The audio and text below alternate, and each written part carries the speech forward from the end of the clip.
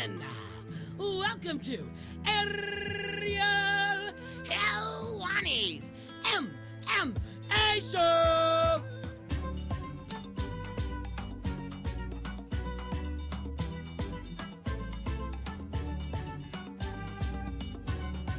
Back in your life on this Monday, February 17th, 2020. Hello again, everyone. I'm Ariel Helwani. Hope you're doing well on this President's Day here in the United States. If you're off today, hope you're enjoying your day off. Hope you're enjoying it with us. And if you're in Canada, in one of the provinces that celebrates Family Day, hope you're enjoying today's program with your family as well. It's a great time to be alive. We've got a lot to discuss coming off UFC Rio Rancho, the UFC's first show in New Mexico since 2014. And what did I say last week on this program? What did I say all week long? First, I said, I love when there's a title fight and then there's a number one contender fight, if you will, within the span of 7 days, because then you really get to focus on that division and there's, a lot of clarity and there's a lot of momentum. And, it just so happened that the champion happens to live in the state where the next show, the stars aligned as far as this one is concerned. And I know they can't do this all the time, but I would love it if they can try to group the number one contender fights with the title fights. Not on the same card, but within the same month, within the same week, 2 weeks, etc. So what happened? We had Saturday night, 2 weekends ago in Houston, Texas, UFC 247. We had John Jones defeating Dominic Reyes. Then 2 nights ago in Rio Rancho, we had Jan Blachowicz knocking out Corey Anderson in the first round. And what did we say last week, all week long? The winner of this fight, if they want to be in the discussion for the number one contender spot, they have to do something spectacular, right? And I think Jan Blachowicz did something spectacular, knocking out Corey Anderson the way in which he did.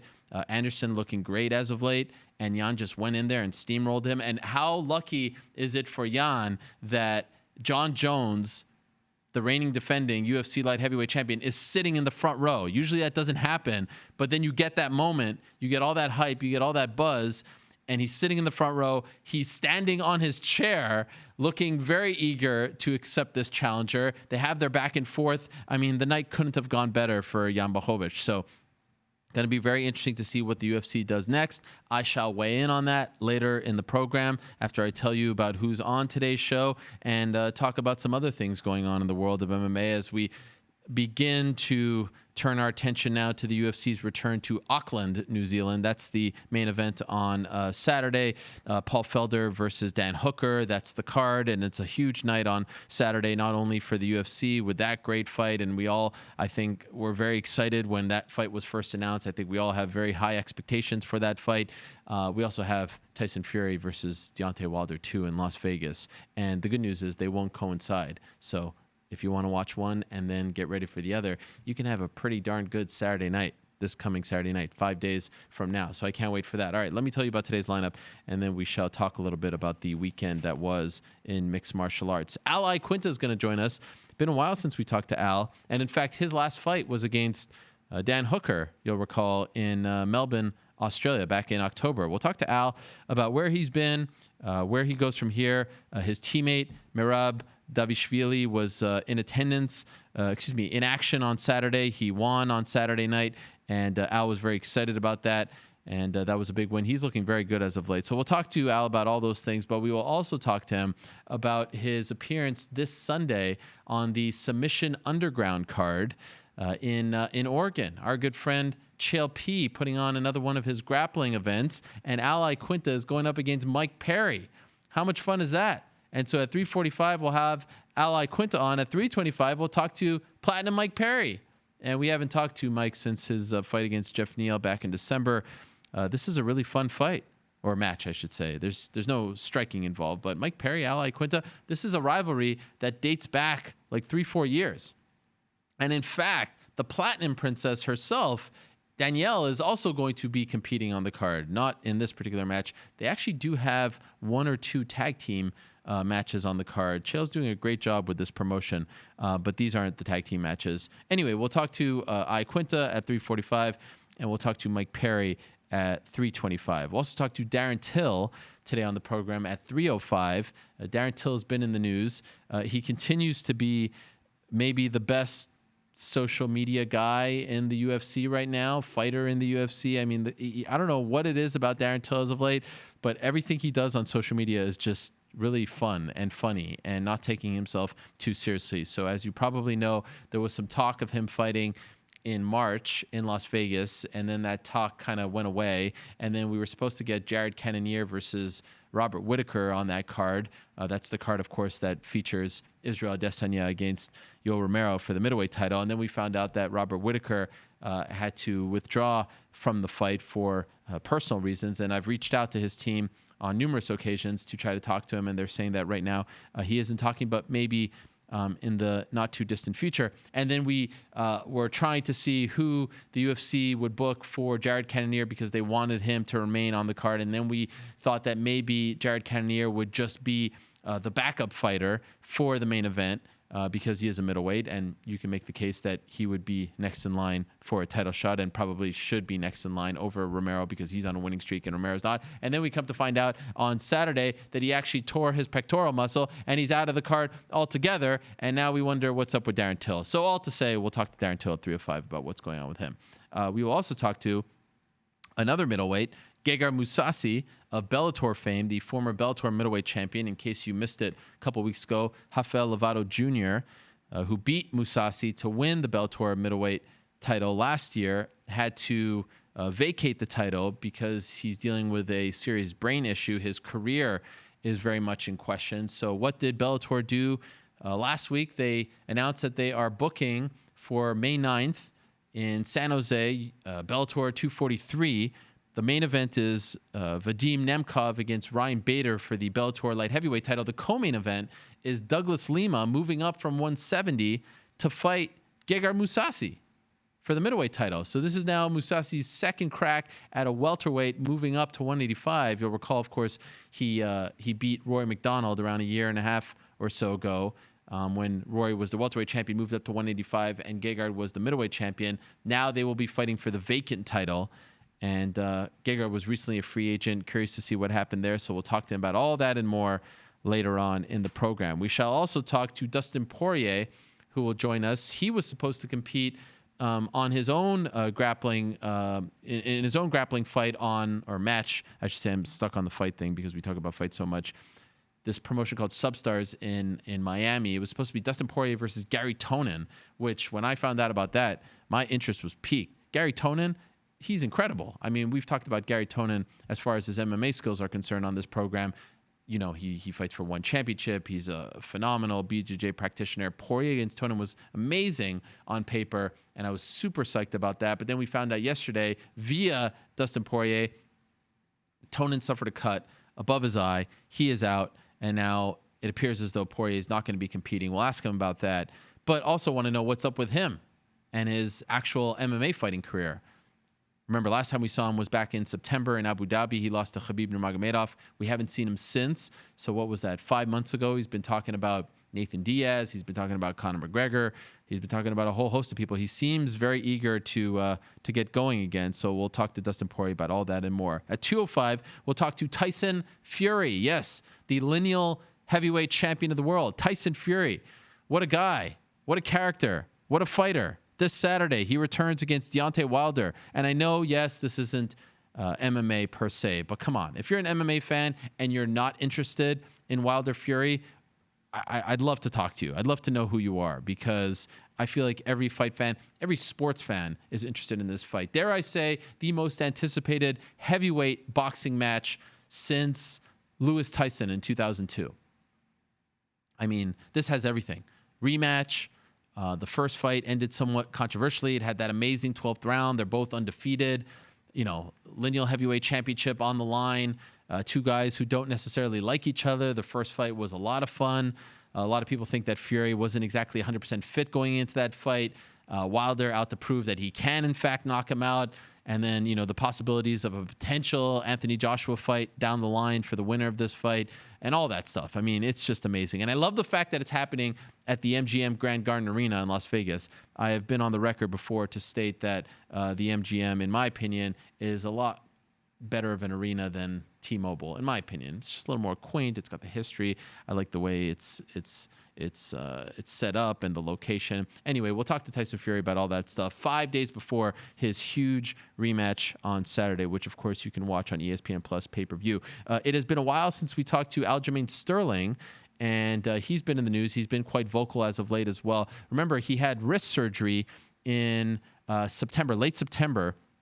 Was supposed to fight Frankie Edgar at Madison Square Garden in New York City, and he had the wrist surgery that put him out of action. But he's been campaigning for a title shot. He's been frustrated with the bantamweight title picture, and it's been him and Petr Yan and Corey Sandhagen who've been really frustrated and really vocal. And when I saw Henry Cejudo talk to our own Mark Ramundi this past weekend at a Family Feud taping of all places, I thought, you know what? It'd be good to check in with Aljamain Sterling about where he's at, when he can return, his thoughts on the state of the division, his thoughts on Cejudo campaigning for a title fight against Jose Aldo, a legend, but who's on a 2-fight losing streak. What is going on here? And how does he feel about all of that and more? He was also in Rio Rancho this weekend with Merab. So we'll check in with the Funk Master himself at 145. And at 125, we will talk to the aforementioned Jan Blachowicz about his big win over Corey Anderson. So let's talk about that win and what it means here for a second. So obviously, business has very much picked up at 205. All of a sudden, Jon Jones has options in the light heavyweight division. And not that long ago, like 2 weeks ago, we were talking about, all right, does he need to go up to heavyweight? ASAP. Does he need to fight someone like Israel Adesanya? ASAP.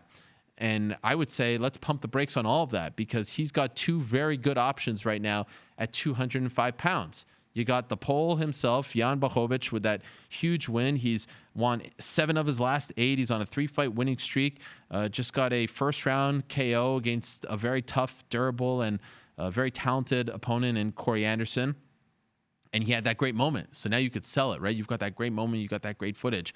But, sometimes in this sport, we tend to have very, very, very short-term memories.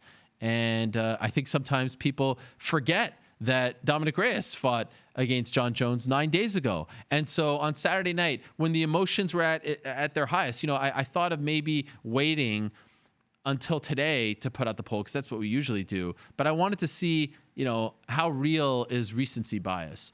And I put out this poll. I said, and this is literally like 20 minutes after the main event on Saturday night. Who do you now want to see Jon Jones fight next?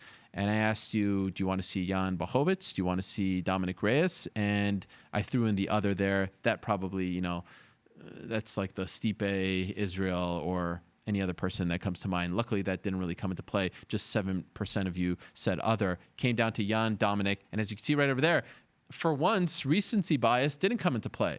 Jan at 38.4%, Dominic Reyes at 54.6%.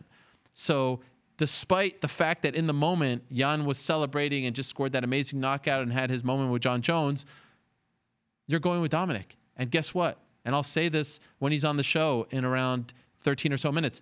I agree with you. It should be Dominic Reyes next. And that's not taking anything away from Jan Blachowicz. What he did on Saturday was amazing. And I love the fact that he's emerged as a contender, because I didn't necessarily see this coming. Remember when he first fought Corey Anderson back in September of 2015, UFC 191, that was a very one-sided fight. He looked nowhere near close to being a title contender at 205. And he's come a very long way, and he's changed a lot. And he's learned how to become a contender. Remember last week on the show, he talked about the issues going into that fight, overtraining and all that stuff. No longer an issue.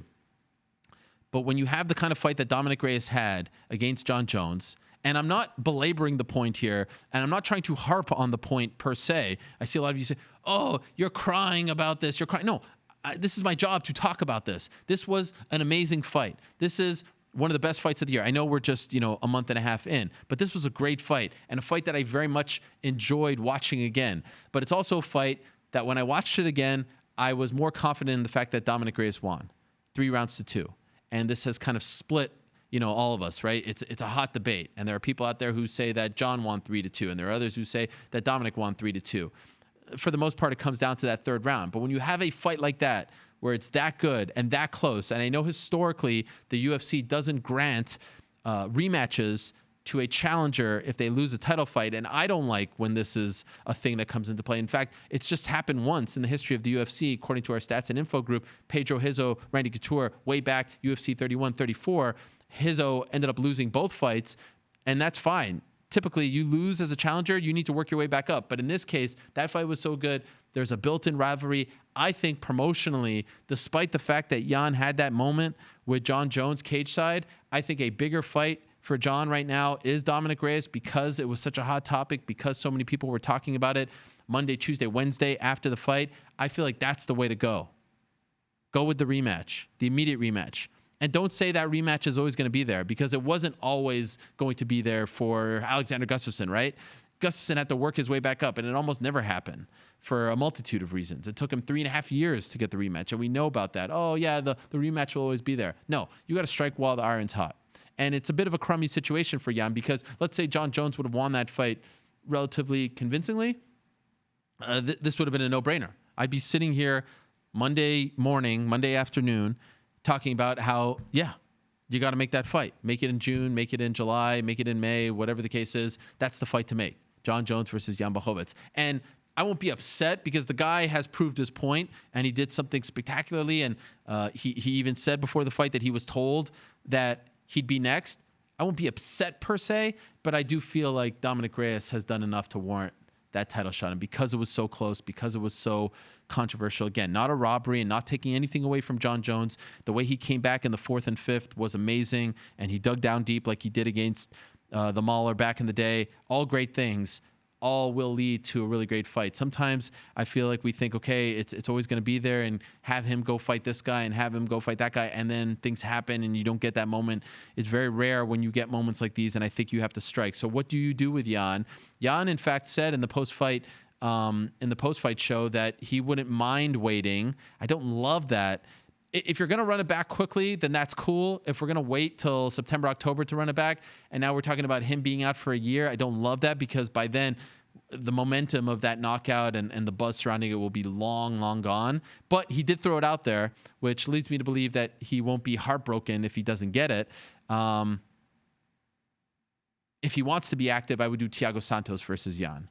I would do that fight. The winner of that fight goes on to fight the winner of Jon Jones versus Dominic Reyes, or you have him sit on the sidelines. But if you're asking me for my vote after what we saw on Saturday, as amazing as it was, as spectacular as it was, I go with Dominic Reyes next for Jon Jones. I wanted to talk about another thing that happened on Saturday as well.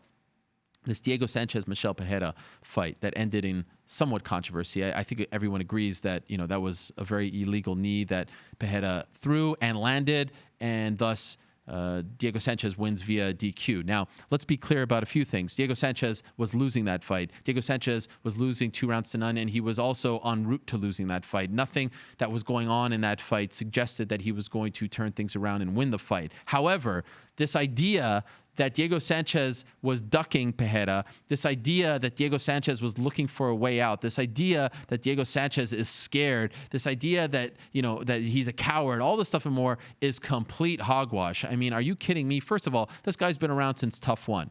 This is one of the, the true fighters in this sport. And could you make a case that he's sticking around too long? Perhaps, but it has nothing to do with what we are talking about right now.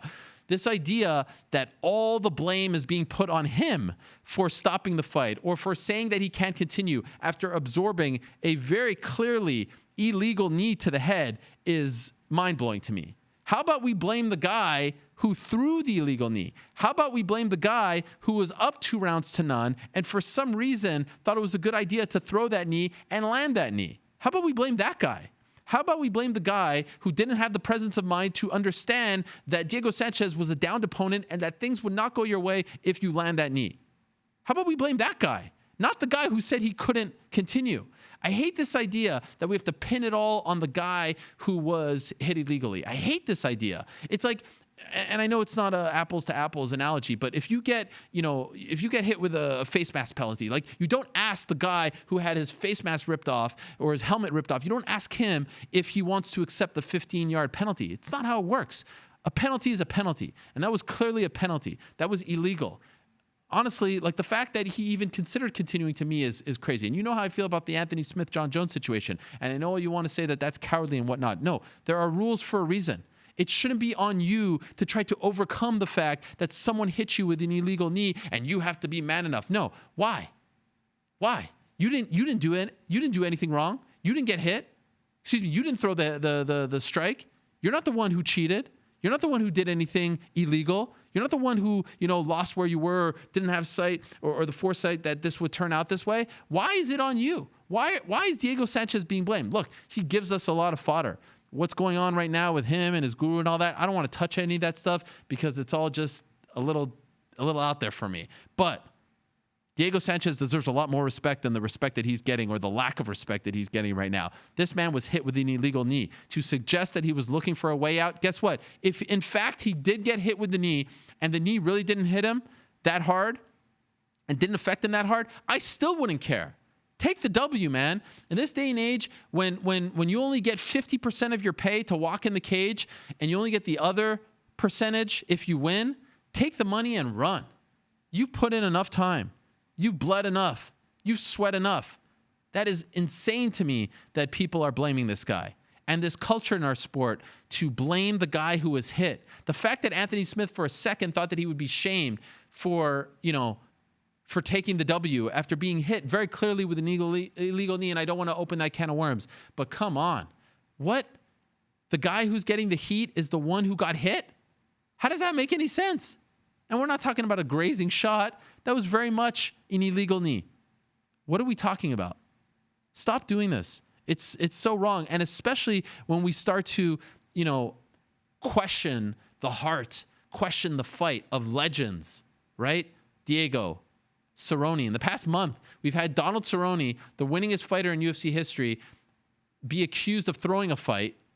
And now we have Diego Sanchez being accused of looking for a way out. No. Not true. Ridiculous. Absolute hogwash. Are you kidding me? Come on. Look at that cut. Look at that cut right there. You're telling me that didn't hit him? Take the victory, take the money, and run. Stop blaming the guy who got hit. Blame the guy who threw the illegal knee. And by the way, I actually like the fact that Pereira doubled down. I love the fact that he did that. Like, I thought that was funny. He came out dancing, and he danced even longer this time. Do you, man? This is your career. And he's going to have to pay the consequences. And it's entertaining if you have the, if you have the energy, you have the cardio to do that sort of thing. Do you? It's all good. Just don't, throw illegal strikes. And if you're going to throw them, don't land them, because you could throw it and miss, and then all is okay. But if you land it, that's going to happen. That's a big problem. Just a couple of other things before we get to our first guest of the day. Wanted to make quick mention of the fact that Manny Pacquiao has signed with Paradigm Sports Management. A lot of people thinking that this will lead to a Conor McGregor versus Manny Pacquiao fight. I talked about this on the Wednesday podcast last week. This doesn't mean that Pacquiao versus McGregor is next. Everyone, please calm down. The plan still, as far as what I'm told, is for Conor to still fight at least 2 times in mixed martial arts this year. Pacquiao to fight other boxers this year. And if all goes well, now all of a sudden Paradigm has positioned themselves in a great spot, because now they rep Conor and they rep Manny. That's a great spot if you want to make that fight. Now, if you want to make the Manny-Floyd fight, you have Manny. So that's a great spot as well. But to think that this fight is happening in May or June or anything like that, slow your roll. It's not going to happen. It's not going to happen. And I don't think it's happening in 2020. Now, will they start to explore it by the end of the year if all goes well? Perhaps, but it's not next for Conor or Manny. They are focusing on trying to get back in the lightweight title fight, and we'll see what happens there. And right now, there is no real next fight set for Conor McGregor. I still feel as though the Justin Gaethje, Nathan Diaz fight, those are the 2 front runners right now for Conor next at 170.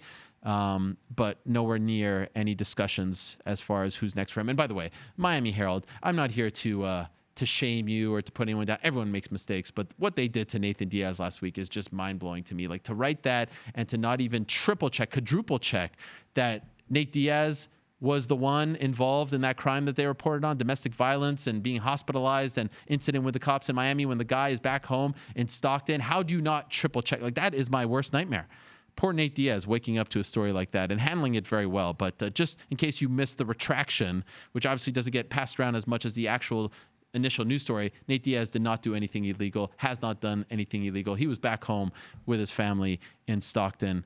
last week when they reported initially that he did something in Miami. He did nothing. How do you make that mistake? I mean, unbelievable. Anyway, all right. So those are a few thoughts off the top. UFC coming back to Dublin in August. That's going to be big for them. First time back in 5 years.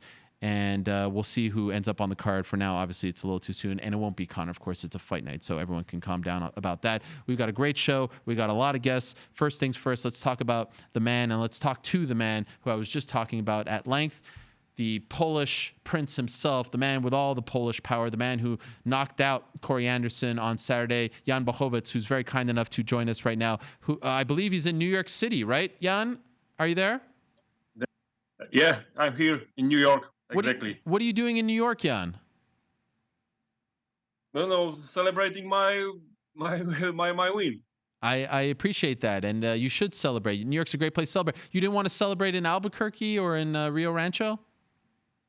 I was there more than 2 weeks, so I have to change something, and yes, we just go to my friends to New York. All right. So I don't know why, New York's a great place. Here.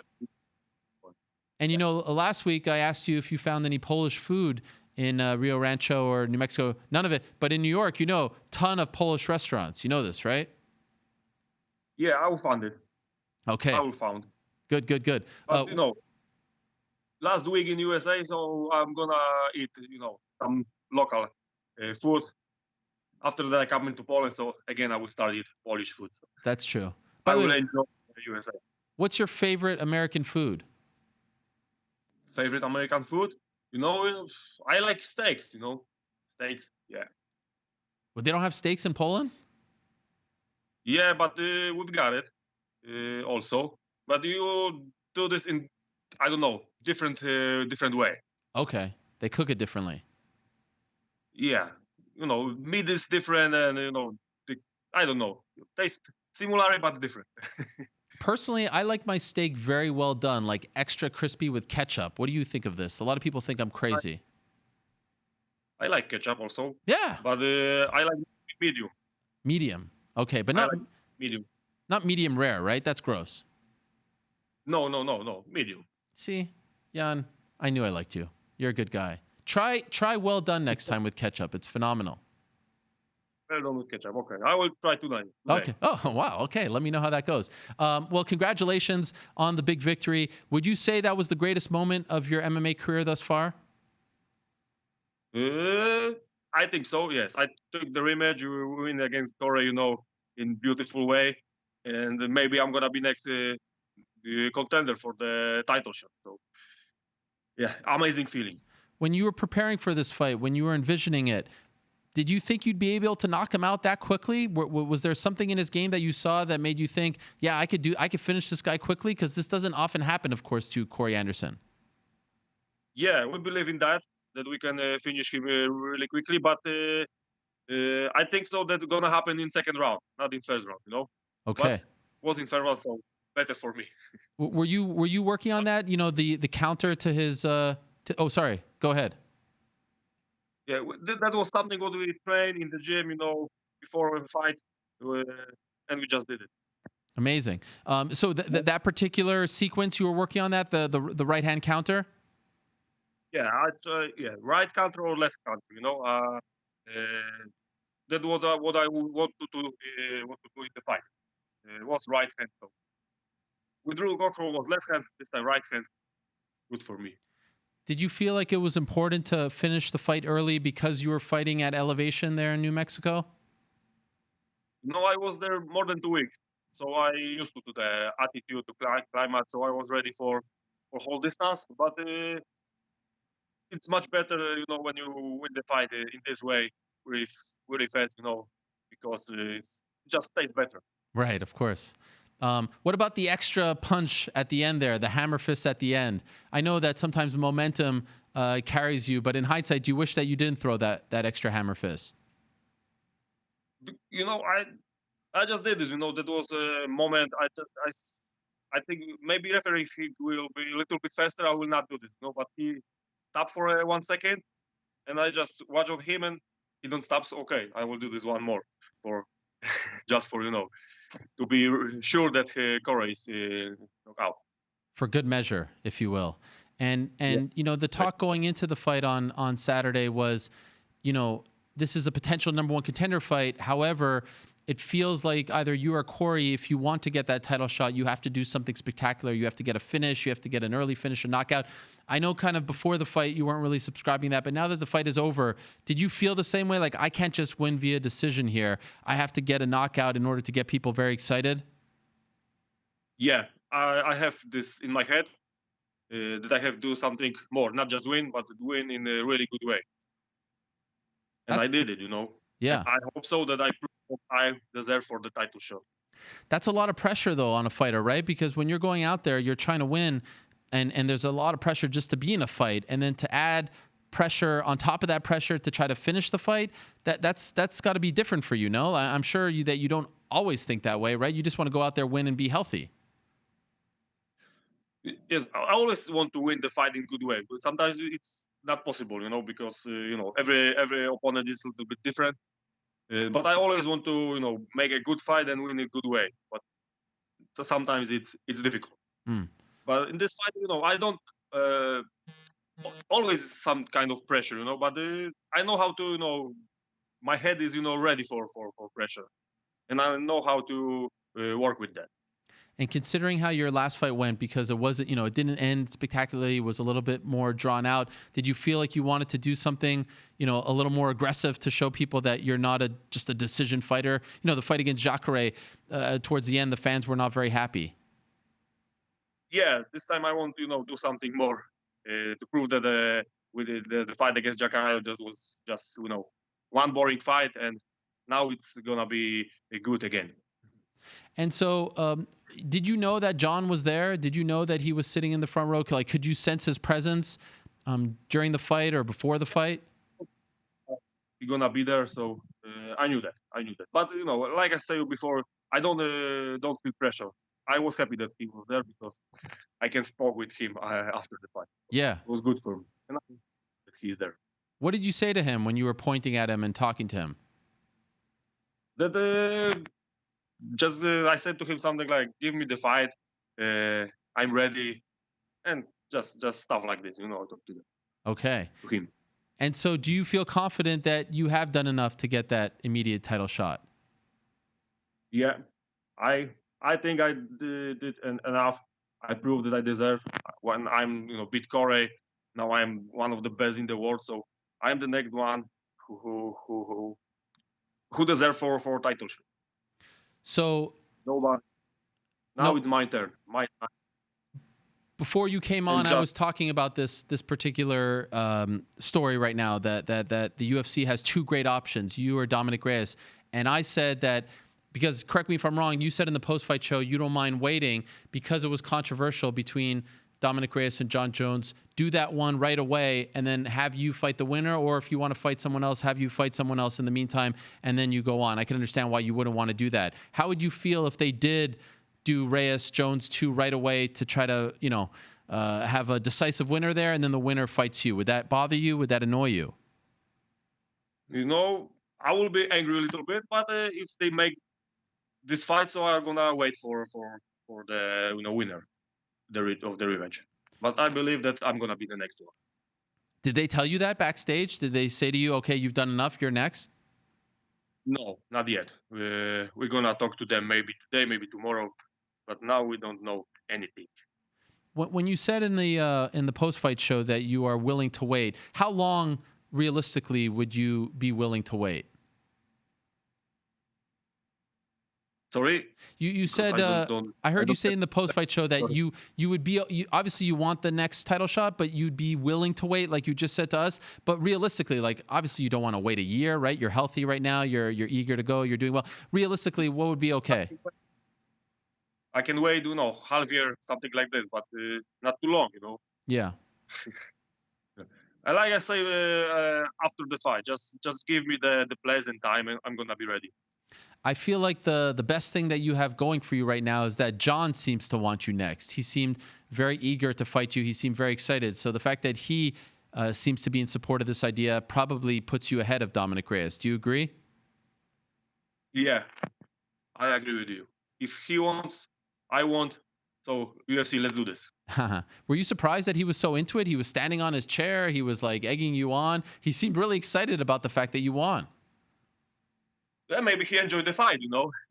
He liked my style in this fight, so was nice. Nice talk with him.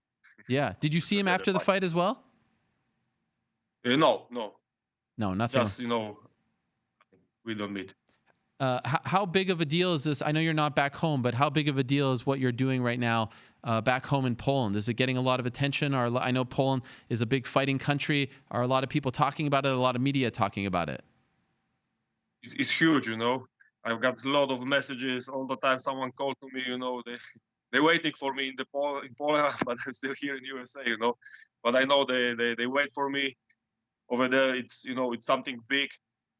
For Polish MMA fans, so yeah, it's really huge. I'm I'm a star right now in Poland, Wow. but I like it. So it's a good feeling. You think life is going to change for you now? No, it's gonna be the same. Just more interviews and stuff like this. But I'm gonna be always the same. Jan Blachowicz.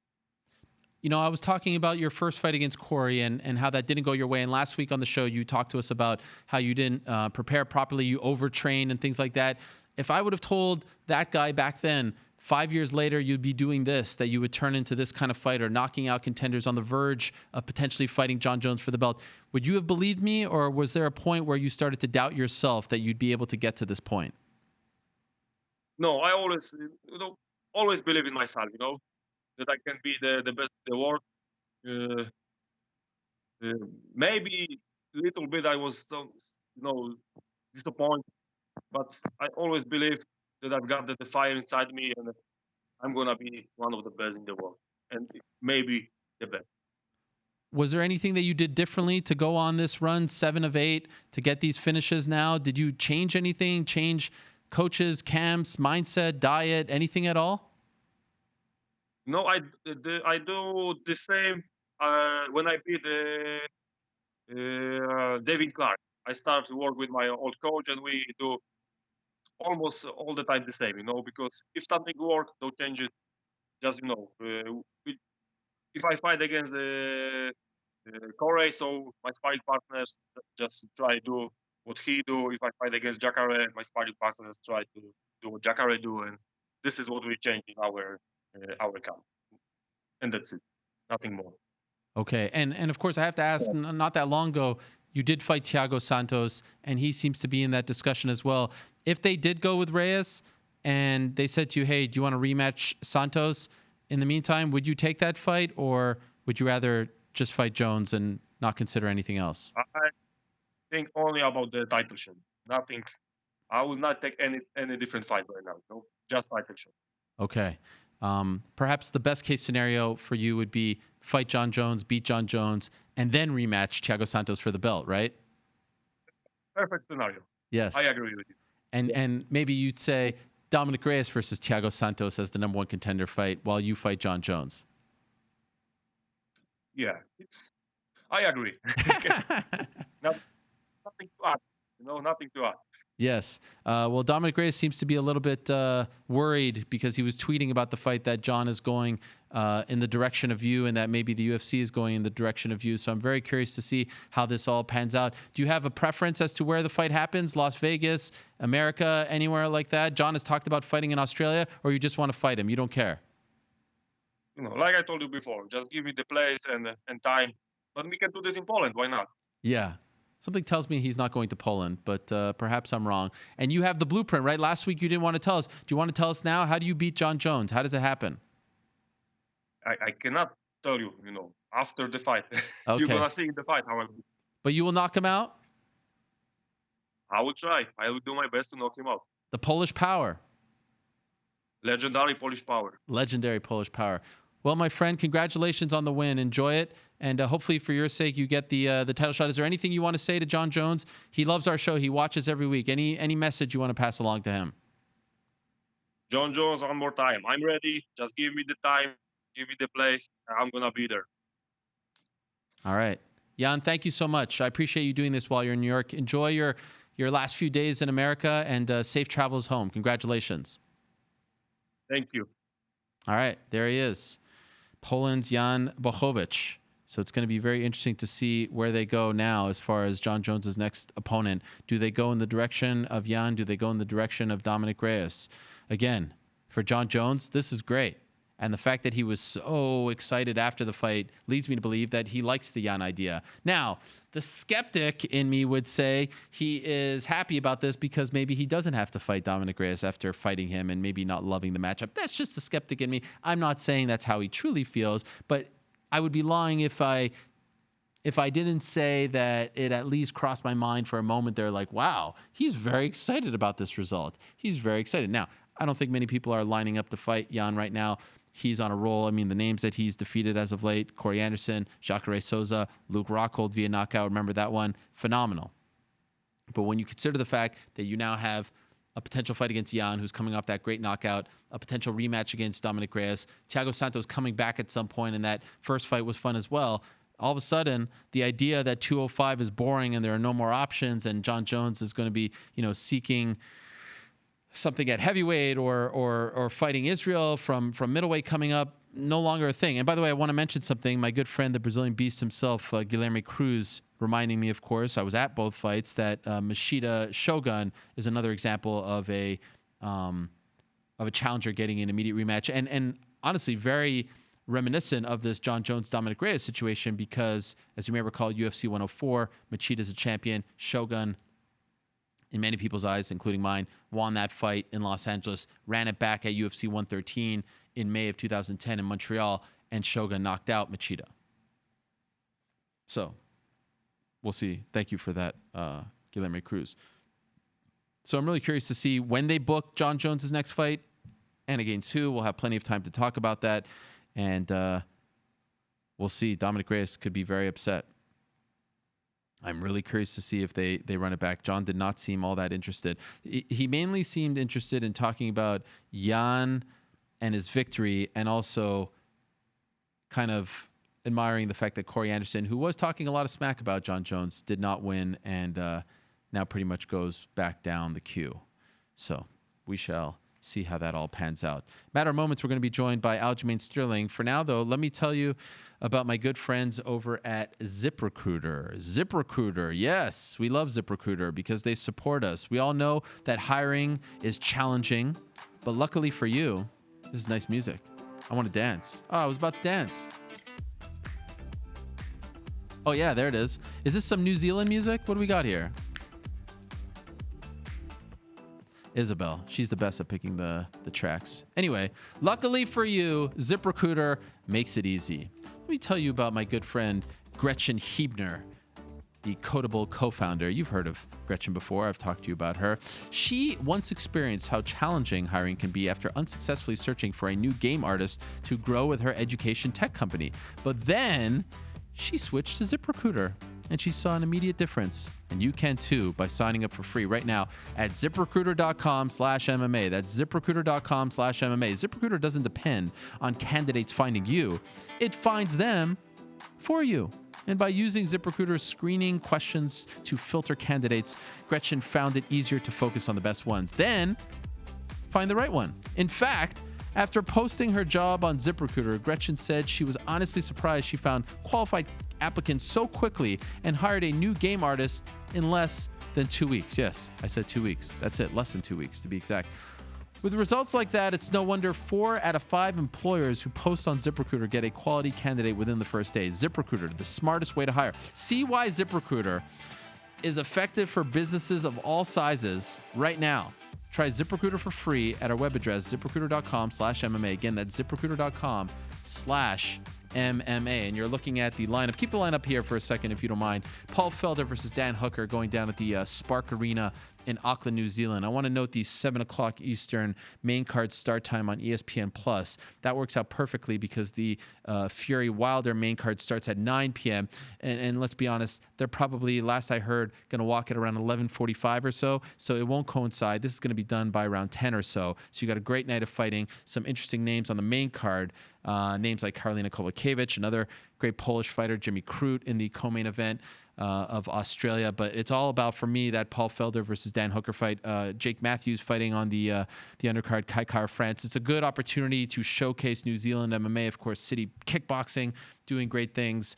And Dan Hooker is one of their own. Oh, we got the rest of the card too? Whoa. How about that? 4 o'clock Eastern on ESPN Plus. That's when the prelims start. As I mentioned, Kaikar France against Tyson Nam, Jake Matthews against Emil Meek. We haven't seen Emil in a long time, so it's been a while.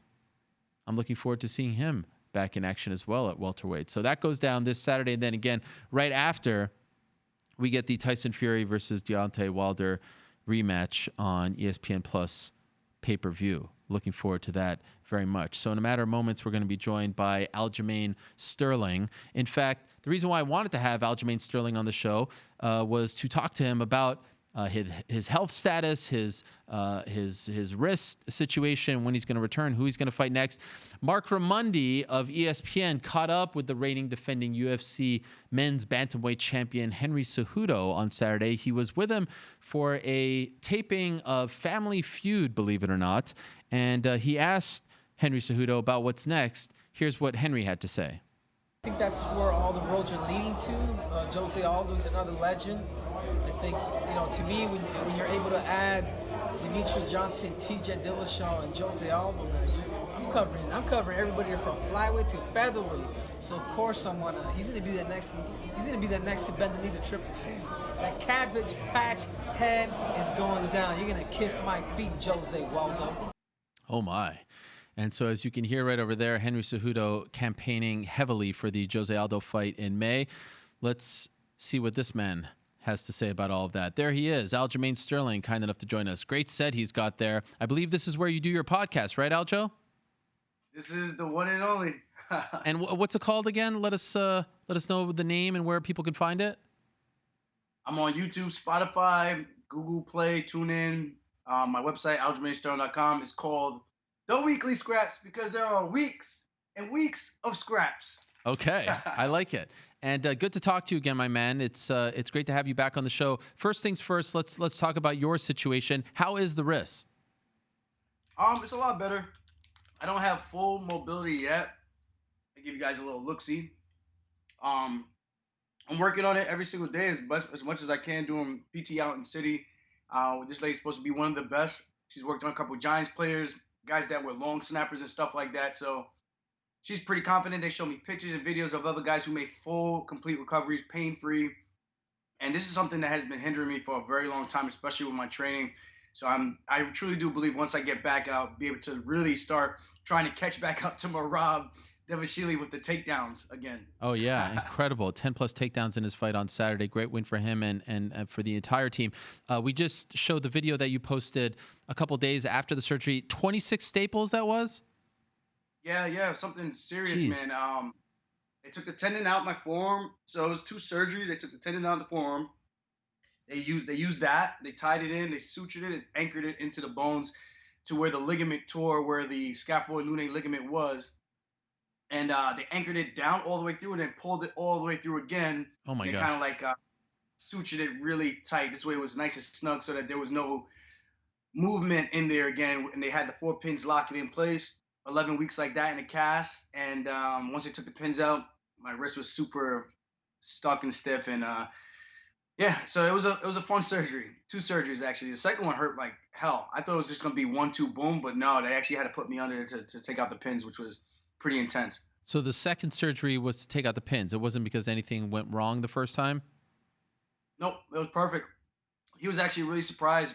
There's a bone on top of the wrist that was sliding down. So there's the scaphoid and the lunate bone.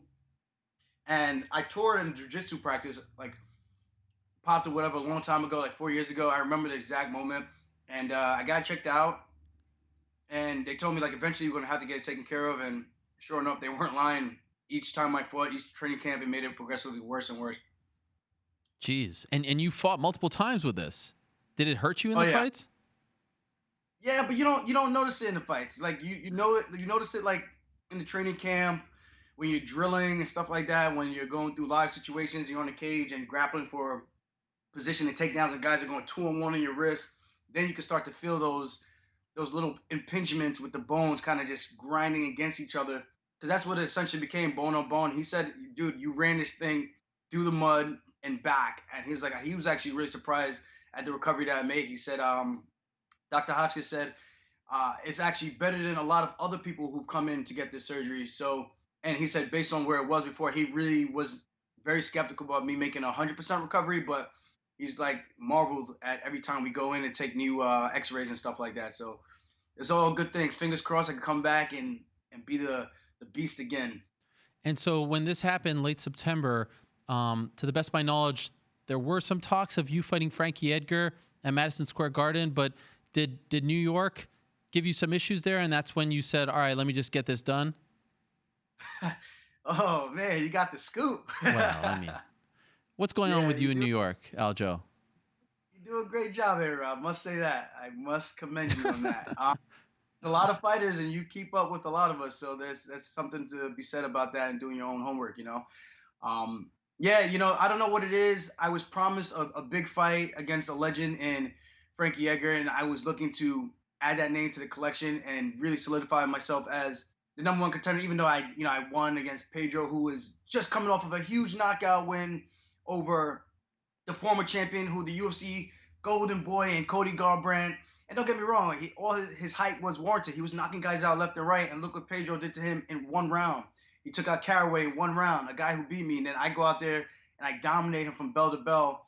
And you know, I thought that was the fight that was going to put me over the edge. I would have just waited for the shot, but Cejudo had the surgery. I didn't want to wait. They promised me a big fight against Frankie Edgar, so I was like, you know what? This might be the opportunity I need to really get that extra bump in name value and add one more win to the streak, and then go out there and challenge for a world title. You know, that ever so elusive belt that not many people ever get to fight for. So it is what it is.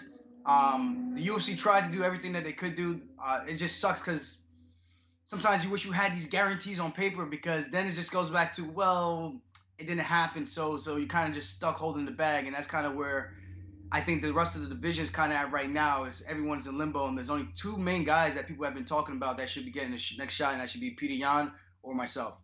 So, and just curious about New York, will this preclude you from fighting there? Like, I know that's a big deal for you, right, to fight at MSG. Do you think that the next time the MSG card rolls around, you can fight there? I was told 2020 was the year, so I'm hoping that they can figure their shit out on that end. I've been ready. I know I can sell a ton of tickets out here. You know, I'm the East Coast boy, you know, so you know, went to high school out here, college, the whole nine, you know. It's been to a bunch of different area codes. I think I would do very well in this New York market, but I don't know. I'm down to fight wherever, man. The funk is down to go and throw down anywhere. So whatever happens, personally, I would like to take on the boogeyman next, that everyone's so afraid of and so hyped up on. I mean, everyone was hyped up on Pedro that he was gonna knock me out and all this shit, and Jimmy Rivera and Cody Stamann was the guy, and Brett Johns was the guy. All these guys were the guys. But guess what, Ariel? There's only one guy after that. One guy was standing after that, and that's this guy right here. That's this right. This guy right here. That's right. So, and boogeyman. Is the boogeyman that you're referring to Peter Yan? Yeah, the boogeyman. I call him Peter Yan. Peter Yan. Okay, well, he beat up the skateboarder, and I'm good. I'm pretty cordial with Uriah Faber. Faber's the man. Don't get me wrong, but let's be honest here. He beat up a guy who's 41 or 42 years old at this point. I think 41. I don't want to age the guy more than he needs to be already. And the first round was really close. The second round was close until he kind of got into that taunting match and let Peter sit down on those punches and drop him. But before that, I'm like, dude, if he's doing that to you at 41, imagine what I'm going to do to you. A young Uriah Faber in his prime takes out a guy like Peter Yan for sure. So give me that guy. You know, we had our face-off at the UFC PI Center. He was talking shit to me, had his translator, came over. He says, I can't remember what he said. I think he said, like, you're afraid to fight me. I was like, dude, I'm not afraid to fight fucking anybody. I want my fucking money. I put my time in, 13 plus fights in the UFC. You just got here. Pay your fucking dues. Pay your fucking dues. I've been up. I've been down. I battled back. So put some motherfucking respect on it. Wow. When did this happen? This run-in at the PI? How long ago was this? It was before the surgery, that's for sure. And he was in there with that other girl, Yuna Kaskaya or some shit like that. And what? So I don't even know. I don't know this fucking chick from a hole in the wall. She fucking turns over while she's getting worked on. Peters comes in and she's like trying to translate, but at the same time, you could tell she's like. I just realized later on that she was a Tiger Muay Thai girl, so she trained there or whatever. So she was kind of like trying to gang up on me, which was like really weird because I never like it when a female jumps into a man's altercation because it's a lose-lose for the man. I can't say shit to you, and if I do, I lose either way. You know what I mean? So it's just awkward. It's like, yo, stay yourself in your female shit and go handle your female business and let the men handle the men business. Like, it's as simple as that. We're both fighters. She's a fighter. Go deal with your sisters over there and go fight them, and let me deal with your Peter Yan over here, and I'll fucking handle my own business. Like, you don't get into our shit and start stirring up shit for no fucking reason. Because at the end of the day, I'll slap a motherfucker. So I don't know. I don't know what they fuck. I don't know if he was trying to punk me or if it was like all fun and games because they had the camera crew, and I was like, dude. You really do not know. Just don't think because you guys are from Russia that you guys are the toughest motherfuckers on the planet. You guys are tough, don't get me wrong. But, dude, there's some bad motherfuckers out here in the States, too, and we will give it to you motherfuckers. So don't. Okay. Right.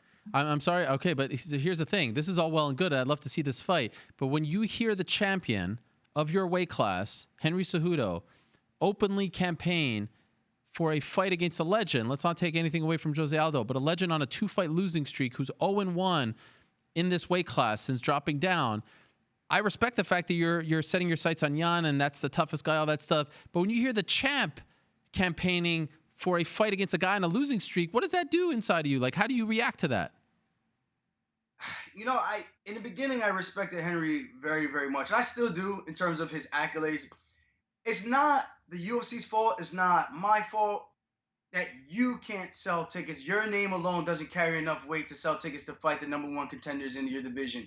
That's on you. And I understand the whole shtick that he's trying to do to help build that name, but he should have been doing that shit beforehand. Now it's a little too late, buddy. Now you have to fight the #1 guys, beat those guys to get some credible name value so that people could respect you and want to shell out hard on money. Like, let's be honest here. I'm pretty sure he knows as well as I do. And I'm pretty sure you know too, Ariel. The pay-per-view model is pretty much as dead as it can be. There's only a couple of guys, probably 5 names, maybe 10 at most in the UFC right now that can sell over 250,000 pay-per-views. You know what I'm saying? So when I look at Henry talking all this shit, I want the name, I want the legend. It's like, no, you want the easier fight. And I'm not saying Aldo's the easier fight. And it's just one of those things. It's like, dude, what the fuck is the point of the rankings? I looked at the rankings and I looked at the names of some of the people who are on the panel, and I'm over here like, I don't know any of these fucking people. Do you know MMA odds breaker? Oh, don't get me started on this. Honolulu. I don't think some of those people exist. I don't think they're real human beings. How about that? Scout. What the fuck? Who are these people? Who are these people? MMA Soldier. What is this? These are the guys who are making the rankings. It's a sick joke. I just wish we had a clear-cut way and path for the fans, for the fighters on the roster who are working their fucking asses off to know what they got to do to get a title shot, who they got to beat to get a title shot. And now you got Triple Clown out here asking for guys. What, I think he lost 4 out of the last 6 fights or some shit like that. I'm not really understanding. What is he really gonna sell that many pay-per-views with fighting Jose Aldo? If that's what he thinks, I would love for him to try. And if that shit tanks, then what? What is it gonna be? I told you so. You wasted a fucking good opportunity to get a good marquee name under your belt, but instead you go with the guy who's on a losing streak. And I still think Jose Aldo could bang, but let's be honest here. If Dana's just gonna go, this guy's gonna get the next shot, this guy's gonna get the next shot coming off of a loss, then what the fuck? Then I guess all my last 4 fights, they should have been losses, and maybe I would have been in a better position, because this is just, at this point, it's fucking ridiculous. What do you have to do to get a title shot? I'm beating guys within the top 10, the guys who are relevant, guys who are still winning, and I can't get a fucking shot for the life of me. And at the end of the day, it's the UFC's company. I'm not going to fight them on that. They're going to do whatever the fuck they want to do. And I learned this the hard way. I learned this through watching other guys, but I put my fucking time in. And I just want to know, I just wish they can tell me who on paper I need to beat so that I'll go out there, I'll sign that contract today and go whoop that ass. Get prepared to whoop that ass come May or June, whichever month they can give us a top billing. Because I want 5 rounds. I think I deserve 5 rounds now. How do you feel about the fact that, Cejudo is calling out Aldo, but also calling out Volkanovski, right? But he doesn't talk about you or Jan or Sandhagen as potential next opponents. I mean, I see him interacting with you guys, but it doesn't seem like this is top of mind for him. How do you feel about that? I think it kind of shows his true character. I think he knows the toughest guys were young, were able-bodied, and I understand that the Volkanovski thing. If he feels he can go fight Volkanovski because he's only 5'6", then I guess that's a very viable reason. If it was Max Holloway, I don't think he would have been gunning for that title shot at 145 pounds. I don't think he's that dumb. But a guy who's just as short as him, I think it makes sense. If he's gonna go up there, I commend him. Go out there and try. Go give it the good old college try, and continue your hoopla nonsense and tie up some other division, and let the real bantamweight contenders who earn their spot fight for the number one contender spot. So if he's gonna go up, make the fight. Let us fight for the interim or the vacant bantamweight title, and go about it like that. I don't know what this guy is on of late. He wants to fight Shevchenko. He wants, dude. I think you need a new shtick. I don't know. He's doing a great job because he's got us all talking about him. I guess that's what he wants, but I don't know. He wants to fight guys on losing streak. He wants to fight Volkanovski. I just wish he could pick one thing and stop like jumping from ship to ship, because at this point he sounds like he's like a fucking little whore. So for you to be clear, you're hoping to return May, June. You want a main event. You want a 5-round fight. Obviously, perfect world would be title shot. If that doesn't happen, if they do in fact go the direction of Cejudo against Aldo, you want Jan in a 5-round main event. Is that accurate? That's more than accurate. I'll take any one of those guys in that top 4, but Jan is the guy that people are pegging as the next guy. I am ready to derail that hype train and shut that shit down. Please remember that he was losing those first 2 rounds against Jimmy Rivera until he caught Jimmy against the cage with the last 30 seconds of rounds 1 and 2. And please remember, he lost round 3 after dropping Jimmy Rivera in both of those rounds and had him severely hurt. So what is all the hype about? People need to separate their emotions from fact and fiction, I can see through all the bullshit. At the end of the day, he's a tough competitor, but I think I'm tougher. I think I got more skills to bring to the table. I think I'm a smarter, more intelligent fighter. Check the stats. The stats do not lie. The records, everything I've said, everything I've done, go check out the bantamweight stats. I guarantee you'll see whose name is within that top 3, top 5 billing, and all those stats across the board. No, hands down. Like I said, I put my time in. I worked my ass off, and here I am. And our team is on a roll, baby. We're on a roll. You know what I love about this right now? You are calling out the guy who everyone thinks is, the boogeyman, as you said, who's so scary, the up and comer. You're calling him out very clearly. You want him in the main event, all this stuff. And I love. I don't know if something's changed in you, and that's what I want to ask you about. I saw the post that you put out recently. You wrote a very long 2 posts. One of you with the photo of you getting knocked out by Marlon and coming back and talking about, in the past, it's hard to put out this stuff on Instagram. You just want to put out the good stuff, but you want to talk about the bad stuff as well, and coming back from that and being too cocky and, working your way back up and all that stuff. It feels like you've really matured in front of our eyes over the last few years. Is that accurate? Because I feel like the old Aljo isn't talking like this, isn't calling out the Piotr Jans, is maybe, the knock on you, I remember early in your career, you don't like to get hit. Well, here you are calling out this guy who hits like a truck. What has changed in you? I don't know what it really, I think that knockout really changed everything, put everything back into perspective, man, or put things into better perspective, gave me a different type of focal lens to look through. And at the end of the day, man, it's you versus yourself. And I think a lot of times, that one time I went out there and, I was definitely gunning on winning, but I was thinking about the post-fight after party stuff and all the other nonsense before the fight was even won, So, you learn not to count your chickens before the eggs hatch. And unfortunately, I learned it the hard way. And I think it's been a very valuable lesson, a marquee teaching tool, and it's got me to where I'm at today. And credit to Marlon, man. He's a tough motherfucker, I know people say everything they say about his gas tank, but he's still a tough dude. I didn't give him the respect he deserved at the time, and he made me pay for it. I got sloppy, got reckless. Even if he wasn't aiming for a head kick per se, thinking I was going to shoot at that moment in time, I got sloppy. I got reckless, and he capitalized on it. So that is what it is. That's all I've ever been saying about that. And I would eventually like to one day get that back and avenge that loss in even if I don't win the rematch, I would like to really put on a show and make that fight the way it should have been the first time around, and not uh, a short shit like that where the infamous dab. But it is what it is, man. I wear my heart on the sleeve. People, like you said, man, people like to always talk about the good. No one ever wants to talk about the bad. It's hard to stay in the top 10. It's hard to stay in the top 5. It's hard to get here. You get to the UFC, that's the easy part, man. Try staying here for a very long time. Try getting to the top 10. Try getting to the top 5. Try even getting into a title contender's position at all. There's not a lot of people who get to this position. So at my point, the way I look at life now, man, I've already won. Even if I never get a title shot, I've already won. No one could take anything away from me that I've ever accomplished. And at the end of the day, I'm proud about that. I can look back and see all the beautiful things, all the great people I've met along the way. And that's truly how I am. I met a ton of great friends and new family members. I got Wyman, I got Iaquinta. Those are brothers, man. Marab, Dennis, Zuka, James Gonzalez, all these guys, Pumi, Steve Lee, all these guys, these are family members, So it's all about the journey. And I think that's really what it comes down to. If I could give any advice to the young guys coming up, is always know that we're all human. We can all be defeated.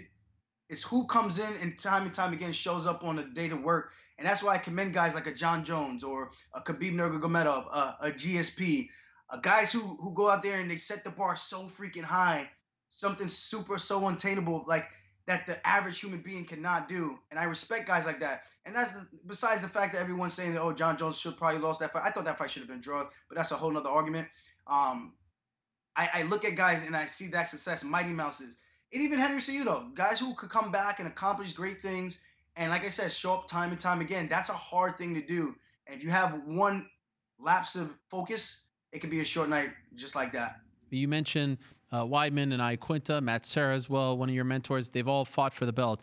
I know you just said what you said, but if you don't get a chance to fight for the UFC title before your career is done, that will suck, right? Like that will bother you, correct? I don't know how much it would bother me. It's hard to say right now because, like I said, I've kind of gotten to that place in my life where I'm content with where I'm at. Everything else is just an extra icing on the cake, and I like money. And if I can do this for as long as I can do this and make this work, I'm gonna keep going as long as I can, as long as I'm healthy and able body. I still enjoy this. I love teaching. I love traveling, and I love training. That's the tough part. I think a lot of people they fall out of love with the training aspect of this, and you can ask my coaches. I'm full on head over heels still every day, day in, day out. Even with one hand, I'm sparring with one hand. I'm touching with just the right hand. I'm in this for life, So at the end of the day, if I don't get that title shot, it is what it is. I'm not gonna cry about it. It would be a great thing to say I've actually had an opportunity to do so for the UFC, the biggest company in MMA history. But if it doesn't come, you know what? Worst things has happened to other people. At the end of the day, I got 2 houses. I was able to provide a house for my mom, provide a house for myself. I got money in the account, and I'm a smart, intelligent human being. I like to think so for myself. I don't care what anybody else got to say. But at the end of the day, I think that's all that matters. My health is still intact, and what more can you ask for, Ariel? Right. I don't want to be a greedy asshole. There's people out there with way less than you and I. So. It is what it is. Great stuff, Aljo. I'm happy to hear that you're doing better, that you're gunning for a return later this year, May, June. And I love the fire, my man. I love what you're doing. I love everything that you're saying. So keep it up, and good luck as far as the final stretch of this recovery is concerned. And I'm looking forward to your return later on this year. Thank you. Thanks for having me, as always. And now I got to go do my podcast, The Weekly Scraps. All right. Thanks for tuning in. Nice plug, my man. Nice plug. There he is, the Funk Master himself. Aljamain Sterling with the heat. I love it. Great stuff out of him. Bantamweight's really interesting these days. It looks like they're leaning in the direction of Aldo versus Cejudo in May 9th. That's actually the same night as that Bellator card that I spoke of earlier.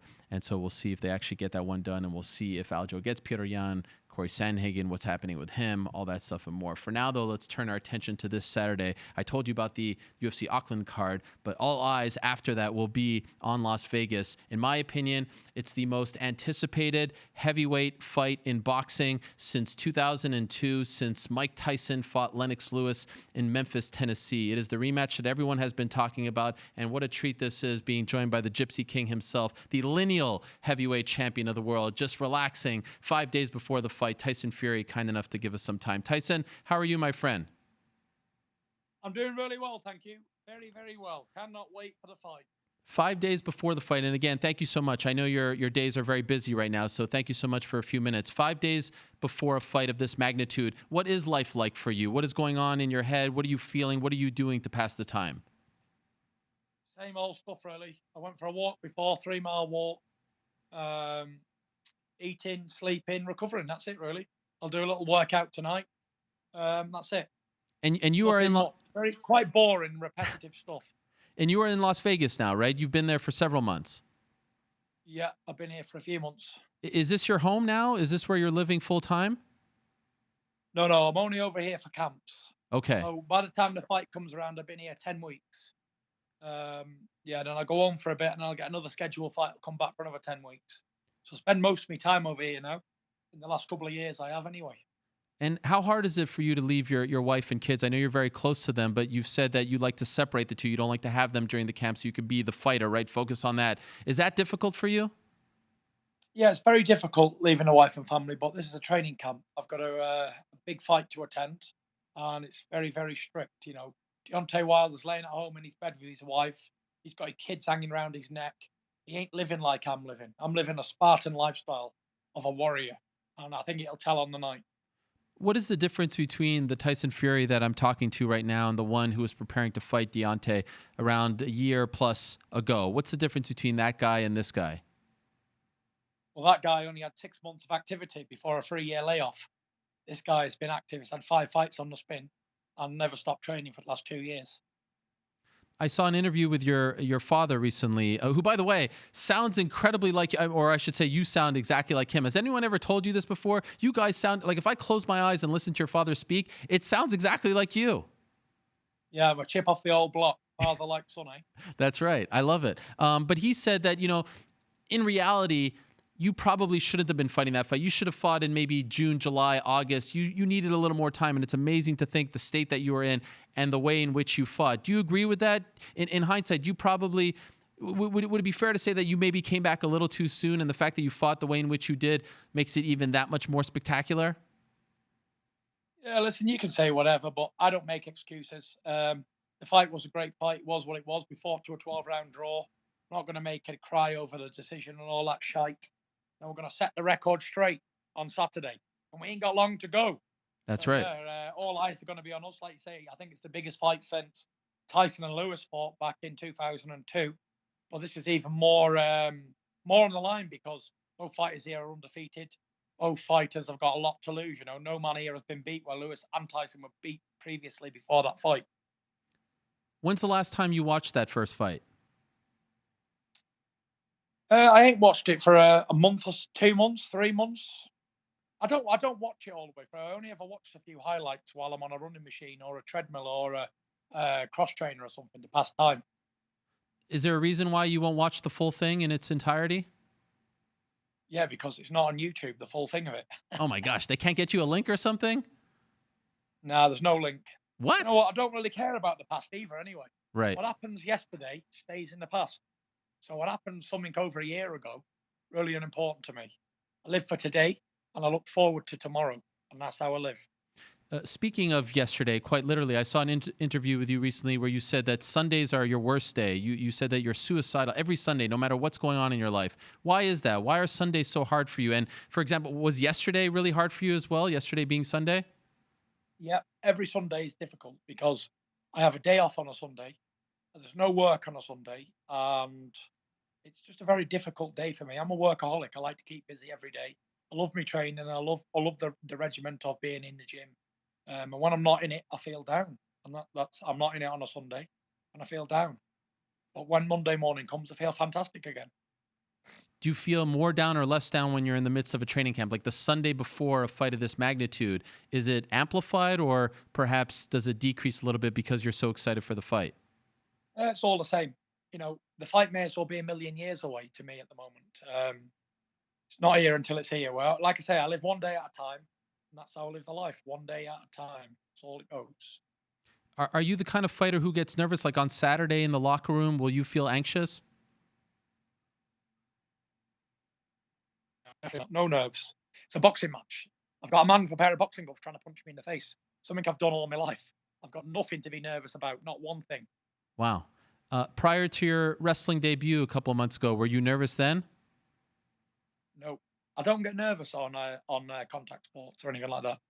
I Okay. very rarely get nervous. Or when Tyson Fury, the Gypsy King's performing, there's no nerves at all. What Because makes I you know I nervous? always do my training. I always do everything I should do. So there's no nerves. It's fun and games to me. I've done it all my life, and it's a job. You don't get nervous doing your job. I don't get nervous doing mine. Fair enough. How did you enjoy the experience with WWE? Is this something that you would like to do again? Fantastic. It was absolutely fantastic. I was there in Saudi Arabia, Crown Jewel, thousands and thousands of people there, or thousands watching around the world. It was an amazing experience, great experience. And like I said, I've got one fight at a time. Wilder next, then we'll see where we'll go from there. Okay. And of course, this particular fight is happening in the U.S. How much bigger do you think it would be if it was happening back home in England? Las Vegas is the capital of entertainment in the world. It doesn't get any bigger than this.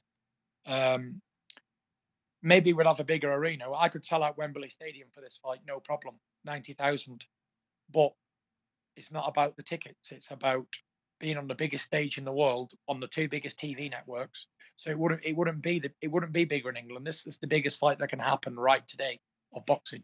Okay. And are you surprised that you are the betting underdog? A slight one, but you are the betting underdog as of this Monday. Are you surprised by this, and how do you feel about this?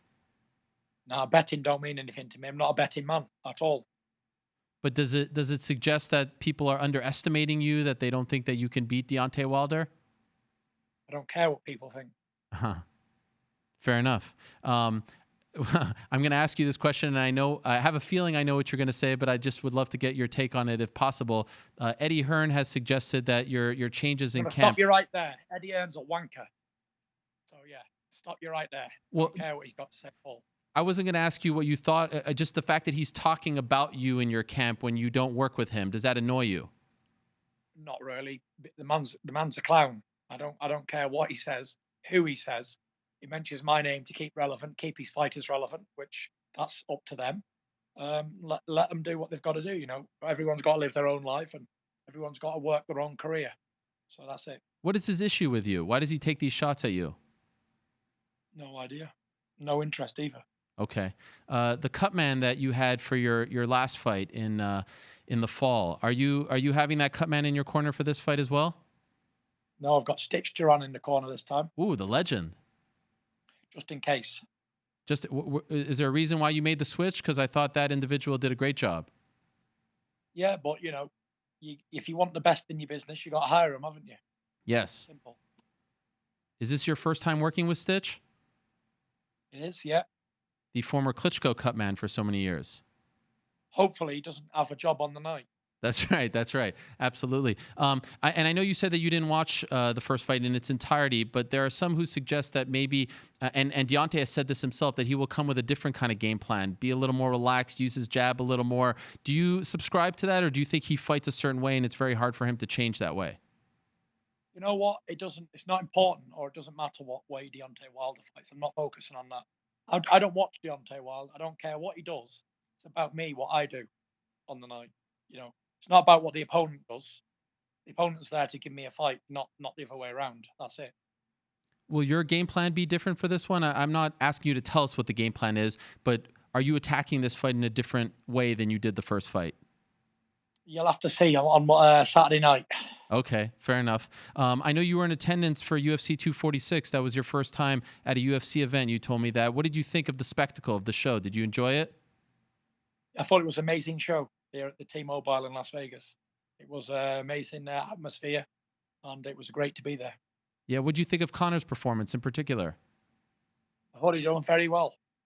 You can't get any better than that, can you? A first-round knockout. That's right. Have you ever seen shoulder strikes like that before? Perhaps you can utilize that in a fight. It's not illegal, right? It's definitely legal in the boxing ring, yes. Well, if you kind of just slip it in there, right? A little. I may as well kick him right in the nuts hard as I can. Okay. Use the shoulder. Same effect. Same thing. I get chucked out the ring, disqualified.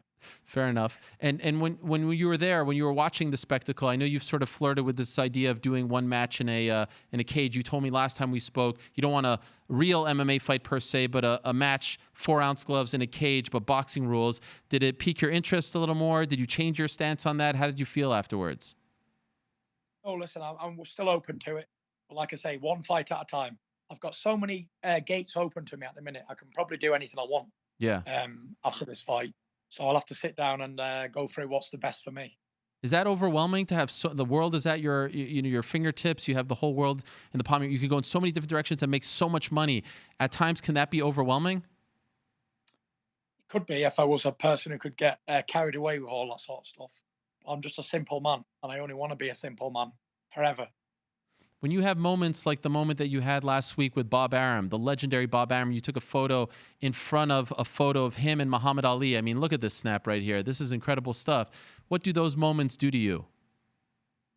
Great moment, Bob's a legend in the game, as is the guy behind on the picture as well, Muhammad Ali. So, working with Bob's is fantastic. The experience he's had and the people he's seen and boxers he's met is unmatchable. So it's a great match. Me and Bob work well together. He's very complimentary of me as well. Did he tell you stories about promoting Ali and what he was like in his prime? Yeah, he told me he was a great guy to work with. They had many, many good times together. Wow. I read something about you that I was fascinated by. You say you only use your phone for an hour a day. Is that true? That's true, yeah. Why is that? Because there's nothing on a phone that I need. The thing on the phone I need is my Bible app. I read a verse every day. I also keep the fans updated on Instagram, what's going on in my training camp. So I post pictures now and again. And I will speak to my wife, and that's it. On your Instagram, Anything I noticed. else? Sorry for interrupting. On your Instagram, I noticed that people can't leave comments. Is there a reason for that? Yeah, because I can't reply to them, because I get thousands and thousands of comments, and it's unfair for me not to respond to them. So I took the comments off. Okay. I was wondering if you had a take on what happened to Andy Ruiz after his fight, because he was open about the fact that he maybe enjoyed the spoils of becoming champion too much and got a little too big and didn't train. It reminded me a little bit of what happened to you after you beat Vladimir Klitschko. Did you feel like it was unfair the way he was treated afterwards, or perhaps was your take different? Did you appreciate the fact that he was so honest literally seconds after the fight and could relate with what he was talking about? No, me and Andy was totally different. I was brought down with mental health problems. I was suffering with depression and anxiety. He was suffering with spending his money on nice things. Which, listen, you can't blame the guy. He's done very well in his life and career, and fantastic. I'm very happy for him. I'm sure he'll be back though and do what he's got to do. Life Okay. goes on. Right. Many worse things have happened at sea than a boxing match. That's for sure. Have you put a cap? I know you say it's one fight at a time, but is there an age where you say to yourself you don't want to fight anymore? I've not got an age, but I've got 3 fights left on my contract with ESPN. And after that, I will seriously think about walking away. Why is that? Because I don't need to fight anymore. What's the point? What am I going to gain from it? When I beat Wilder on Saturday, I'll have completed the game. The game will be completed. I'll have won every single belt there is to win in the game, from minor to major. And I'll have won the Ring Magazine belt twice, becoming only the second man in history to do that, me and Muhammad Ali. So, yeah, nothing more to do at all. Even after this win on Saturday, there's nothing more to do, nothing more to be gained, no ventures to ever do anymore. You can just I have to keep going because I've got 2 more fights left on the contract for this one. So when I see that out, I don't think I'll be bothering anymore, that's for sure. And what do you think you'll do when you're done, when those 2 fights are done after Saturday? I'll be a happy man, contented, and just live a normal life, a simple life. Sometimes you get these fighters on and they want to live big, extravagant lives and old boats and planes and whatever else they want to do with their life, and they want to be prime minister and presidents and stuff. I've no interest. I want to be left alone, go to the school and back, have a coffee in the morning, go work out, and that's it. Go to bed, wake up, and do exactly the same every day. I'm just a very, very simple man. You've heard the song by Leonard Skinner, "Simple Man," haven't you? That's Yes. me. Very simple man. Perhaps that's the song of choice on Saturday. You've been known to sing after your fights. Is that the one? That's not the one. No, sorry. Oh, But there okay. will be one when I kick his ass on Saturday night. Definitely going to sing you all a song. Oh, there is one. You've already picked it out. No, I don't pick it out. It's whatever comes to me on the night. Okay. Can you get so if I ask you right now for a preview, there is no preview to be had. There is no preview because I don't know what I'm going to sing until I get there. Will your wife be Until in the the fight's been won. will your wife be in the ring after the fight? Probably. Okay. Good. And so just curious, I saw that footage of you right there. You look to be in phenomenal shape. How much do you expect to weigh on Friday? Anywhere between 265 and 270. Okay. You seem to be in great spirits right now. I mean, your face is so svelte, no beard. I mean, I just saw you skipping rope over there. Hardly recognized you. You're looking like a middleweight out there. You know, I'm heavier than I've been in my last few fights. Really? Last fight I was 251 pounds. I'm heavier but leaner, if that makes sense. Yes, that does make sense. We saw that with a fighter named Derek Lewis recently. Same weight, but just look completely different. So I guess that's the same for you right now. I'm working with George Lockhart has really improved my the way I look and the way I perform as well. Wow. And you know, George Lockhart, very famous in our world, worked with the likes of Conor and many different MMA fighters. Is this your first time working with him? First time working, it's been a fantastic experience. I've never ate as much food in my life, never drunk as much water in my life. Everything's going really, really well, to be fair. George is a great guy. Okay, so this is someone that you'll continue to work with if all goes well come Saturday? 100%. All right. Before I let you go, can we get an official prediction? How do you see it going down on Saturday? I see the Gypsy King victorious, becoming WBC champion, the Ring Magazine champion, and defending my lineal championship. Amazing. You know, it's amazing for a young man who was born prematurely, whose father named him Tyson. You're about to have a legendary moment in the fight capital of the world on Saturday, and like to know your story and everything that you've overcome. I can't imagine what life is like on a Monday after. Here you are, just lying on your bed, and on Saturday, the sporting world is going to be transfixed on your fight against Deontay Wilder. It's just an amazing thing what you've had to overcome and everything you've been through. So I want to wish you the best, and thank you for giving us some time here this afternoon, Tyson. I really appreciate it. Thank you very much. It's been an amazing experience, an amazing journey, and I cannot wait to put a show on for everyone on Saturday. Thank you, Tyson. All the best to you. There he is. Guys. God bless.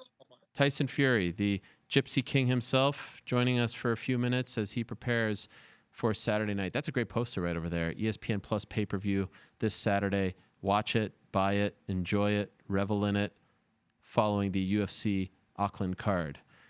Appreciate the team over there for hooking us up with Tyson Fury. Again, I know this is an MMA show. It says MMA right over there. I've often campaigned for it to just be called Ariel Helwani's show because we like to talk about many different things. But if you're an MMA fan, how could you not be excited for what's about to happen on Saturday, right? Tyson Fury, Deontay Wilder, are you kidding me? Anyway, let's move along to our next guest. I'm sure he's very excited about what's about to happen on Saturday. He is the former #1 contender in the UFC lightweight division. Last time we saw him in action was in September in Abu Dhabi against Khabib Nurmagomedov, one of the good guys in our sport. The pride of Lafayette, Louisiana, Dustin Poirier joining us right now. Dustin, how are you? Good. What's going on, man? I'm doing really well. Thank you for joining us. Surely you're very excited for Tyson Fury versus Deontay Wilder, right? Oh yeah, man. I'm excited about this fight. This is one I've been looking forward to for a while. The rematch. Do you have a prediction, or who you want to win? I'm rocking with Fury, man. I think we'll see how the new coach affects his fight, but he's got George in his corner. He seems really focused. I like his mindset, and a lot of people thought he won the first one. That's right. Very great fight, a draw, all that stuff and more. So I'm looking forward to it as well. Yeah, the coach aspect is very interesting. Spoke to him about that last month. Ben Davison no longer with him. So much to dissect as far as that fight is concerned. But let's talk about you. So you were supposed to compete this weekend in Miami against Gary Tonin in a grappling match, and now no more. What happened? Yeah, everything was right on track. We were supposed to have a grappling match this Friday, but he got a bad cut over his eye. They told me it required a bunch of stitches, and he has a fight coming up as well, I think, in ONE FC. So he had to withdraw from the bout. But it's all good, man. Me and the good fight are still going to buy the car seats for the mothers, and life goes on. Okay, so for those that don't know, this is one of the things I wanted to talk to you about and why I love this fight. Of course, every time you compete, you are using your platform to do good for your Good Fight Foundation. You were one of my mentions of last year, so good on you and your wife for continuing to do that. This time it was to try and get car seats for families that can't afford them.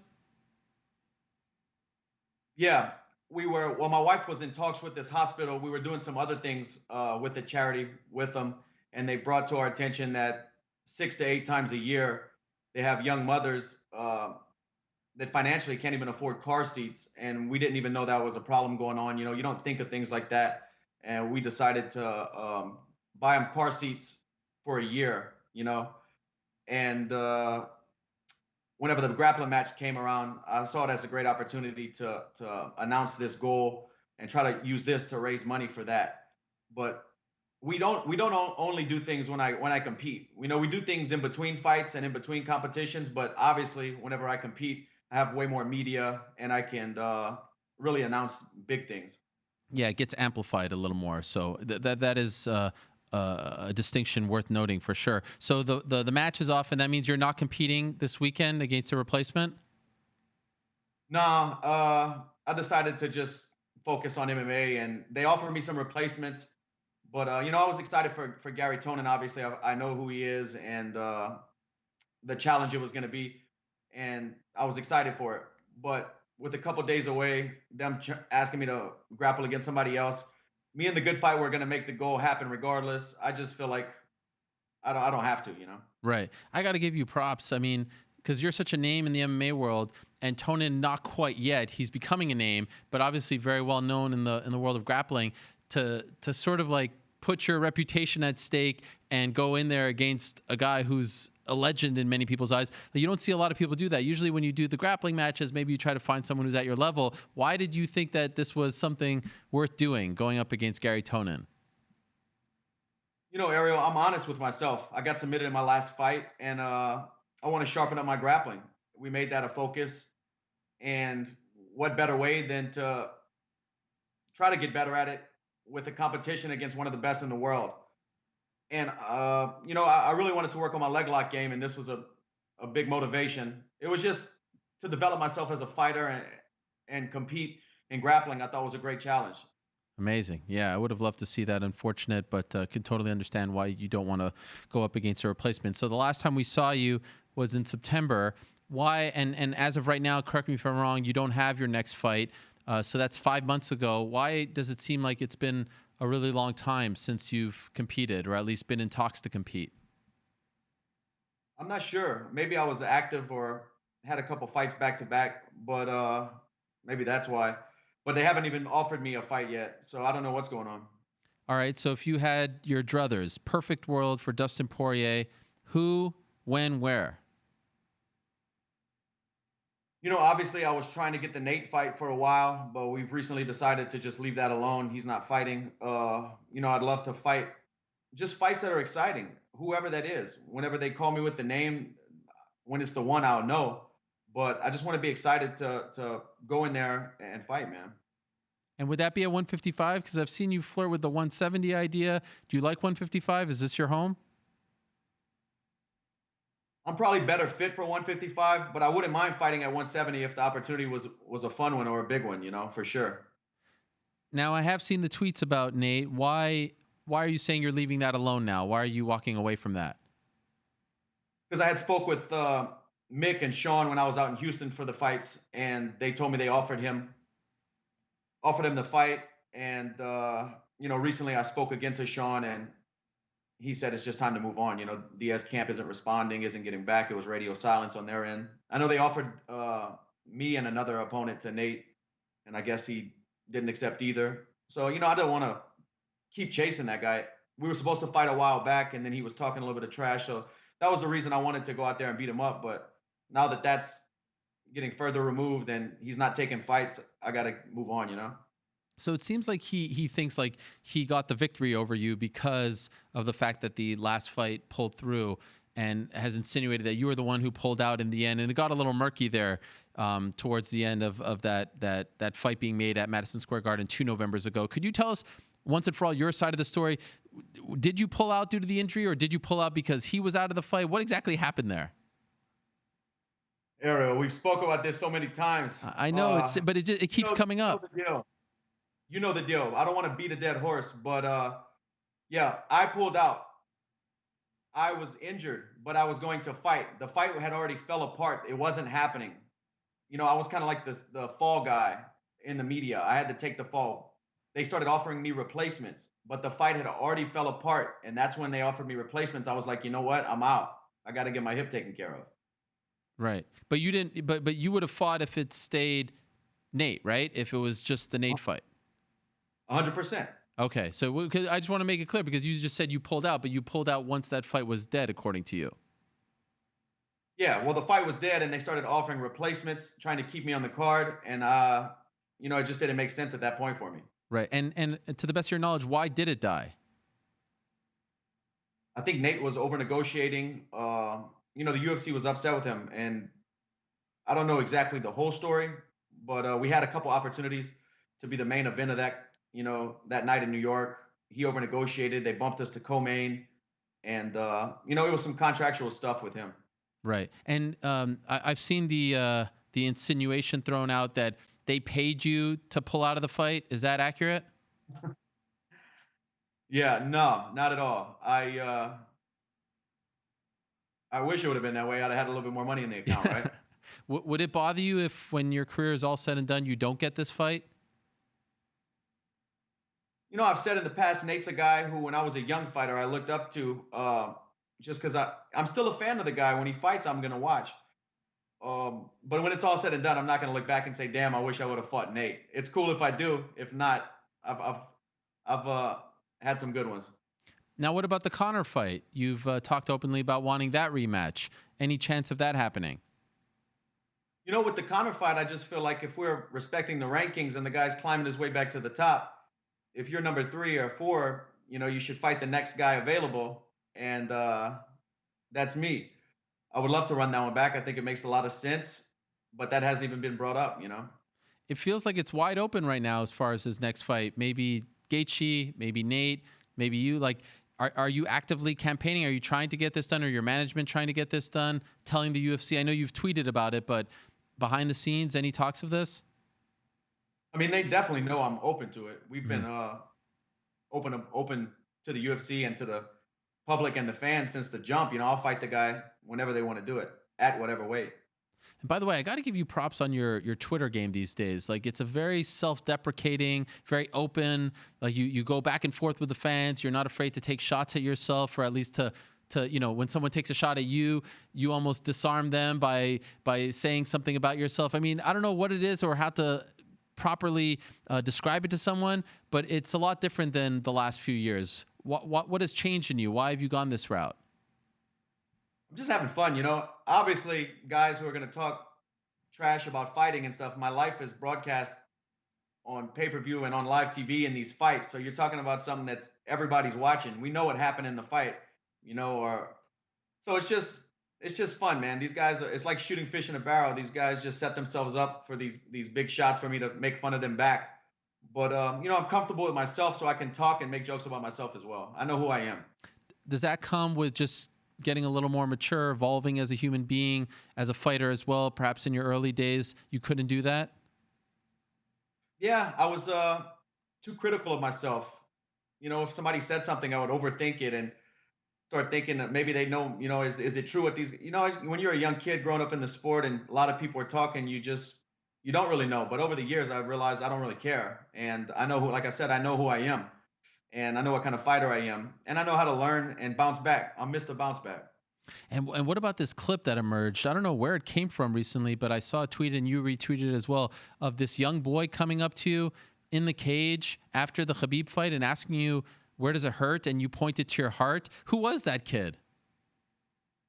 What's crazy about that is I forgot about that moment until I saw the clip. I don't know where the clip came from. I just retweeted it. But after I watched it, I specifically remember it happening in the, when you fight, there's certain moments that really stick out to you and you remember vividly. And I definitely remember after I lost this kid coming up to me, and I remember that moment. And I'm not sure who he was. I think maybe he was one of the royal family's kids, or he was up front, so he was part of some big family up there, you know. Wow. Yeah, that is amazing. If anyone wants to see that, I suggest you do go on Dustin's Twitter page, just scroll down a little bit and you'll see this interaction. It's tremendous stuff. And so I'm wondering, have you watched that fight recently? Do you put yourself through that, or does it hurt too much? Like, until you fight again, do you not want to watch it? No, I watch it. I haven't watched it in a month or so, but after the fight, of course, I watched it a few times and, relived it a little bit. Who do you think wins, him or Ferguson? I think Khabib beats Ferguson, man. You say that rather confidently. It's MMA. Anything could happen. Nothing's for sure. But I just think he's going to be the better competitor. I think if Kevin Lee was able to out-wrestle Tony, and I think Danny Castillo did the same thing, Khabib's definitely going to be able to do it. Do you see anyone at 155 right now who hasn't fought Khabib who can give him a tough fight? Off the top of my head right now, I think Justin Gaethje. I think he might have the ability to keep his back off the fence and keep it in the middle. And if he does get taken down, scramble back up. I think guys like that who are going to take risks and brawl and have the hips and the wrestling knowledge to stay up would give him problems. And by the way, are you in Florida right now? Yeah, I'm in Florida. So are you going to stay there until you get another fight, or are you going to go back home until you get the fight? What are you going to do? I'm not sure, man. That's a good question, because right now I'm getting antsy. I've been here about 6 weeks. I came here whenever I got cleared from my hip surgery. I just wanted to be back on the mats and back working, but every week that goes by and I don't hear anything about a fight, it's making me want to go back to Louisiana. Is your family there with you, or are they back home in Lafayette? They were here with me for 4 weeks or 5 weeks. My wife just went back to have a meeting with the hospital we're working with, and also to just tie up some other stuff. But they're coming back here Thursday this week. Okay, because I was wondering. I mean, that's a long time to be away when you don't have a fight, because you could probably go a little stir crazy. So, just curious, because I've seen the photos of you and Jorge at the gym. Any signs of Colby at ATT? That guy. Hey, I'm not gonna talk about him and give him any light. I'll just tell you that me and Dan Lambert actually this past Saturday sat down and had a meeting, and we're keeping everything business right now. Okay. He asked for the meeting, or you asked for it? He asked for it. Okay. And did he ask you to keep it business, to not do anything? Yeah, well, of course he doesn't want to fight in his gym. He just wanted to kind of pick my brain and see where I was, and also give me his thoughts on just the whole situation. Okay. Are you worried about, if you saw him at the gym, that something would happen? I'm not worried about nothing, Ariel. No, I mean that you would be compelled to do something about it. Not that it would happen to you, that you would be compelled to do something. I'm a grown man, a father, a professional, and I'm going to try to be that. Okay. But you haven't seen him yet, right? I actually saw him the other day. That's why we had to have a meeting. I don't want to get into it. Okay, fair enough. I understand that. All right. That's interesting stuff. I'd love to ask a follow-up, but I won't ask a follow-up because you told me you don't want to get into it. No. Okay. So right now, perfect world, you'd like to come back perhaps spring or so, but we don't know against who. Yeah, I was thinking April. Obviously, that's, looking like it might be May. I just want to call with a name that gets me excited. I've been training. I'm in the gym. I'm in shape right now.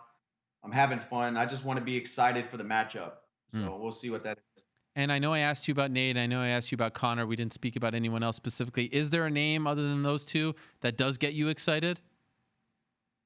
The thing is, like, looking down the list, not really. But when they call me with an actual fight, maybe that'll change. Okay. But there's no one that really like jumps out at you, right? That's problematic. Yeah, I know. And I know I'm like not at that point. I'm not Connor. I don't sit back and say, hey, this is who I'm fighting. And I'm not better than any one of these guys. These guys are all tough. But at this point in my career, in my life, I just want to be excited about the fight. And I want there to be more on the line than just a fight. It's just another fight. So that's where I'm at. Okay. Well, let's see what they come up with. Appreciate the time as always, Dustin, and keep up the great work, you and your wife, with the Good Fight Foundation. I'm sorry that the match isn't going down this Saturday. I was really looking forward to that, but good on you for keeping up that pledge to get all those car seats. I know how important that is, especially as a new father. You're very nervous that first day when you put your baby in the car leaving the hospital. So that's a great cause. I love that. So and the website is, for those that don't know, is it goodfightfoundation.org? It's the goodfightgroup.com. Goodfightgroup.com. All right, there it is. Thanks as always, Dustin. I appreciate it. Good luck getting that fight. Thank you, brother. All right, there he is. The man, Dustin Poirier, kind enough to join us. And yeah, he's really changed his game on Twitter these days. Has become a very entertaining follow, and not like cracking jokes and things of that nature, but I like how self-reflective and self-deprecating he can be. And so let's see what happens as far as his next fight is concerned. The Diaz fight would be fun. It doesn't seem like there's a lot of interest there, but we were supposed to get that one 2 Novembers ago at Madison Square Garden. Let's see how it all pans out for Dustin Poirier. Okay, like I said at the top of the show, Bellator announced a couple of big fights for May 9th. That's actually the same day as that UFC pay-per-view in Brazil. This card going down in San Jose, their unofficial home. Main event, Ryan Bader defending his light heavyweight title against Vadim Nemkov. Co-main event, Gegard Mousasi returning, fighting for the vacant Bellator middleweight title, going up against the welterweight champion in Bellator, Douglas Lima, who's moving up from 170 pounds. Now let's say hello to the dream catcher himself, Gegard Mousasi, who's joining us via the phone. Gegard, how are you?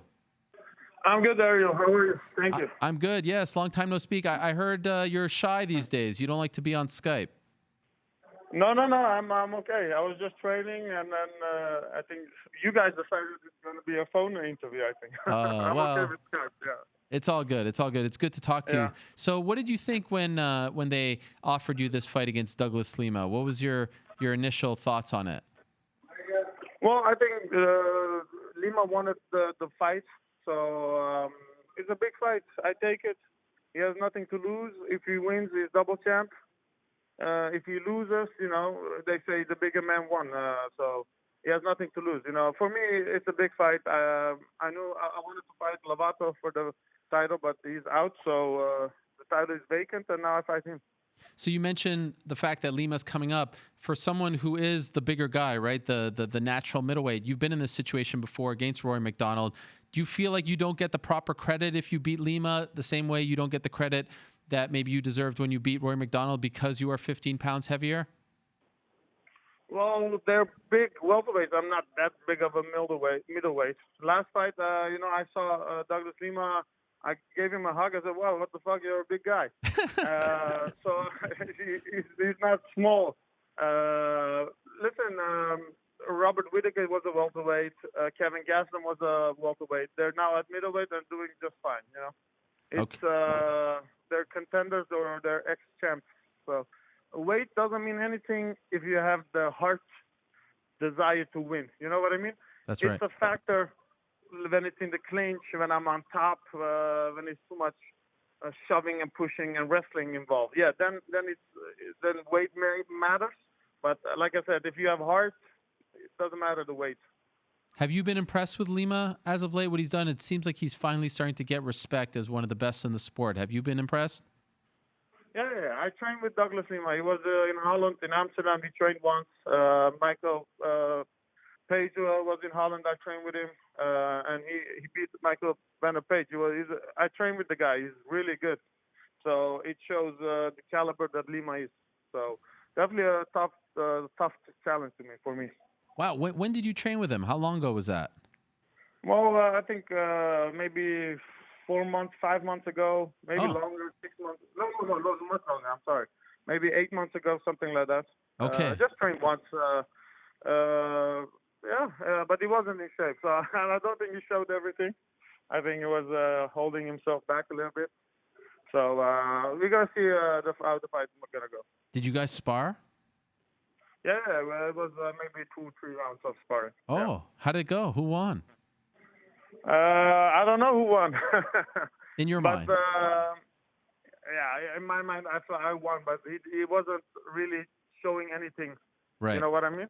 So wait. He was very, very careful of Yeah, he was not in shape, to be honest. So I cannot make anything of that, you know. In other words, are you trying to say that you're the unofficial Bellator welterweight champion right now? No, not at all, not at all. I think he has a championship mentality. Obviously, he's confident. That's why he wants to come up the weight class and fight me. So, like I said, he got nothing to lose. You know, that's the danger of Tona. By the way, why was he at your gym? Why was he in Holland? I don't know. Maybe holiday.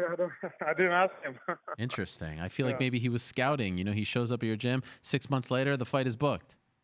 Well, I wasn't back then. He wasn't welterweight champion yet, so I think it wasn't in his mind to fight at middleweight. I'm trying to like concoct a theory here, Gegard. Play with me. Yeah. You know what I mean? Well, I don't know. No. He's a good guy. Nice guy. Yeah. I like him a lot. You know, nothing but respect. But I'm gonna try to beat him. Yeah. So your two last opponents, it seemed like you had an issue with them, right? Lovato and Machida, you know, talking about potential PED use and things like that. You have no feelings like that towards Douglas Lima? No, not at all. You know, yeah, I talk too much about steroids. You know. I like that you talk about it. It's important. But against Lovato, you know, we were rivals. You know, I had to face him, and then I saw his difference in his body. And then the rematch, I wanted it bad to prove something. So there was some rivalry. We were supposed to fight, but against Lovato, I got also nothing against him. He seems like a nice guy. He seems like a guy I can be friends with. So now I know he's a little bit down. I wish him well. So I know how it feels. He's a competitor. He wants to compete, but his health is a little bit issue now. So I don't know. We see. Yeah, considering your background with him, when you heard about the brain issue that he's dealing with, what did you think? I felt bad for the guy. You know, I know I'm a competitor. When you're injured, you want to fight, and you're not allowed. So yeah, I wish him the best. But my feeling hasn't changed of that he cheated. You know, it is what it is. Do you feel, I don't know, a little bit upset about the fact that it looks like you'll never get a chance to fight him again? On one hand, yes, because I felt like I could have won that fight. On the other hand, you know, at least I don't need to push for the drug testing and whatever the fuck that is, you know. Right. So on one hand, I'm happy, you know. On one hand, I'm like, okay, I wanted to win the belt from him, you know. But like I said, the life moves on, you know. It's, for me, a fight but that was a rematch I wanted to get back. Right. Was there talks of it happening before this news came out? Were you guys close to getting it done? I think they said January for me to fight in California. That didn't happen. I think he wasn't getting cleared from the commission. He wasn't allowed to be approved also for UK, but somehow they approved him. That was a mistake, and that's what I've understood from the situation. And by the way, when you were in the UFC, how did you feel about USADA? Would you like to see Bellator get into an agreement with an organization like that to increase their drug testing? Well, the commission, they test, you know, especially when you fight in California. And when you don't have the commission, there's Michael that's from Mohegan Sun that tests everybody. So there's drug testing, you know. Yeah. But you know, you have some athletes that's always going to try to cheat. There are always going to be some guys that's going to try to cheat. You cannot fix that. You know, that's always going to be there. Even with USADA, people are trying to cheat. Then they get caught, you know? Sure. It's difficult. You're always going to have that. And I'm not suggesting that there is no drug testing. Of course, I know about Mike Mazzulli of the Mohegan Tribe Commission, but increased testing and more unannounced testing, out-of-competition testing, things like that.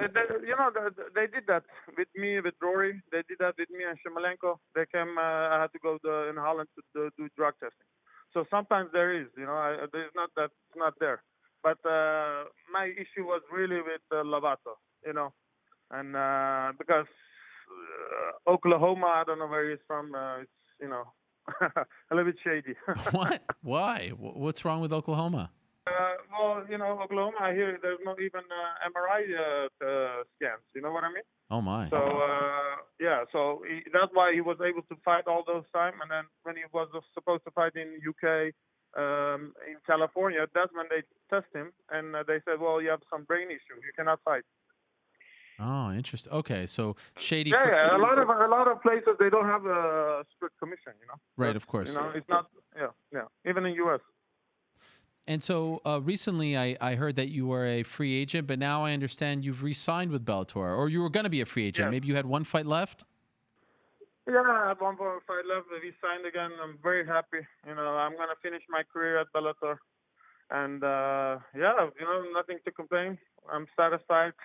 I always complained before about money, but I'm not gonna complain. So why did you re-sign with one fight left? Why not test the market as a free agent? Well, there was no need for it because I have a good relationship with Scott, and I've been always treated well in Bellator. There's no need to go on free market and see. I'm satisfied. That's the big thing. I'm happy where I am. How many fights did you re-sign for? Well, that I'm not allowed to answer. What? Why? I'm not asking. Nima said, I don't know. Come on, Nima. Ariel is very dangerous. You shouldn't answer those questions. Dangerous? What are you talking about? Dangerous is, I don't know. They said strictly don't answer any contract. Oh my gosh! Because Listen, I always mess up things. No. They don't trust me anymore. Even with news. We When need they to. have a fight, they're very afraid to let me know who I'm fighting because Oh, they're afraid it's gonna leak. This I is have a crazy. bad reputation, Ariel. Listen, as a sport, we need to get over this. First of all, it's your news. It's your fight. You should be able to say whatever the heck you want to say about it. And also, I'm not asking you how much you're getting paid. I just want to know how many more fights. Why is that such a secret? It's let's say till end of my career. Then I'm gonna be done. All right, fair enough. Jeez, Louise, everyone's so secretive. Now, why? I know. That's not me, Ariel. You know me. I know. You're very honest. But sometimes I mess up a lot, so they're putting me on some restrictions. Oh gosh, please don't restrict Gegard Mousasi. If they're gonna muzzle you after all these years, then we're all in trouble. They can shut down MMA, right? Yeah. Everyone can go home. There's no, Psst, there's no point. Yeah. No point. I'm not gonna do this show anymore. No point yeah, I know. Terrible. So you say you're done after this contract? You're done. That's it. Retired. Probably. I was talking about retirement 2-3 fights ago, and then I lost. I got motivation back. So I'm, at this moment, I'm not thinking any of retirement. Just a fight at a time, and some big accomplishment before I go. Why did you lose the love of the game, or were you tired? Yeah, I was tired. I was with Lavata. I was counting out the fights. I had 3 fights. I was like, okay, this one and 2 more fights. I don't know, maybe burned out a little bit. Long training camp, injuries, all that stuff. And then after I lost, it came back a little bit. The injuries are healed. Sometimes you get those things. A little bit burned out. I'm back. Did you start to think of other things to do? Like, oh, what am I going to do when I'm done? I like doing this. I like this business. Did you start to go down that path? I would have just enjoyed life a little bit, get fat, and eat pancakes. I don't know. Wow. What else is there to do? Spend money. I don't know. Enjoy. I'm gonna buy stuff. Hang out on the farm. Yeah, well, maybe go on holidays. I don't like holidays, but I was thinking maybe to learn how to enjoy it. Who doesn't like holidays? Because my life is already a holiday. I'm having fun every day. I'm training. I'm always with friends. My house is full of people all the time. So why do I need to go to a different place? I eat what I eat. I like, I can do whatever I like. Right. Why is your house full of people all the time? Isn't that annoying? Well, my gym, my friends come all the time. My mother, my nephew, my sister's always, and my brother. It's full house. That's good. That's why I enjoy. Yeah. That's what I'm used to always. So I enjoy the people around me. Do you guys still live on the farm? Yes, maybe we buy the neighbors too. Wow, things are going well for the Mousasis. Moving on up. Yes. I like it. Wait, so how many acres are we talking about now? I don't know acres. Oh, It's yeah. big. What do you guys use over there? Houses there, but my friend is wants to buy it, so if he cannot buy it, maybe he buys it. I don't know. Okay. And what kind of animals do we have now? Nothing. I cannot even take care of myself. I had one bonsai tree in my house, in my room. I have to give it water once a week. It died. So I don't think animals are safe with me, you know. Wait, you have a farm, but you don't have any animals on the farm? No, it's just this, where you put the sheep in it. It's a gym now. So I used to the barn. Yeah. The barn. It's my gym now. Yeah. So I don't have place for animals. Wow. So now you don't have to ever leave. You just go to the barn and train. Yeah, in the barn I train, and my house is like 10 meters away. So it's, you know. And everyone comes to you. Yeah. But I'm moving now. I bought a new house, a new gym. Oh. I'm gonna make this area another house, guest house. Yeah, with a swimming pool, everything. Whoa. It's going good, Ariel. Don't worry about me. What? Life is good, Gegard. Wow, it's amazing. Yeah, I can't complain. Yeah. You deserve it. Did you ever Thank you, think? sir. Did you ever think that MMA would give you this kind of life? Well, yeah, that was the goal. I was trying to get where I am now. It took a long time. I'm 34. So it's you know, it took a long time, but eventually we're here, you know. Right. Yeah. I mean, to be honest, 34 isn't that old. No, it's not. But you know, I'm fighting from when I was 20. I was fighting in Pride, so it's been a long road, you know. It has. And by the way, pancakes, that's your favorite thing? That's like your favorite vice? No, it just came up, you know. You know, I eat crap all the time. Right. What's like your biggest one, the biggest junk food that you eat that you just can't say no to? French fries, frikandel special, that's Dutch. What is that? It's a sausage. Oh. It's a sausage of all the shit that animals, they mix it and they give it to you. It's not really healthy for you, yeah. But you love it. Yeah, I like it, yeah. Amazing. And the French fries in the Netherlands, tremendous, right? Yeah, they're good. You put a lot of sauce on it, and you just eat the sauce. You know, you feel the sauce. Love it. Now, Gegard, before I let you go, I just want to ask you, you fight Lima in May, and then obviously Bader's fighting on that card. Is the plan then to get the Bader title fight as well at 205? Yeah, 100%. Not 100%. You know, it depends on the schedule because they were supposed to come to Holland. I wanted to fight in Holland, but now there's, you know, Amsterdam, they don't give the permit because the city hall is a little bit difficult with permits. So if they come Holland and then Bader, whenever they give me, you know, I'm open to that fight, you know. But with Bader, I need to get time to get bigger a little bit. You know what I mean? Right. Well, but you're used to fighting at 205, right? It's not such a big thing for you. No, I don't have any problems going up, but at least I have to have 6 months at least. You know what I mean? Yeah. So is that feel comfortable at my weight? Yeah.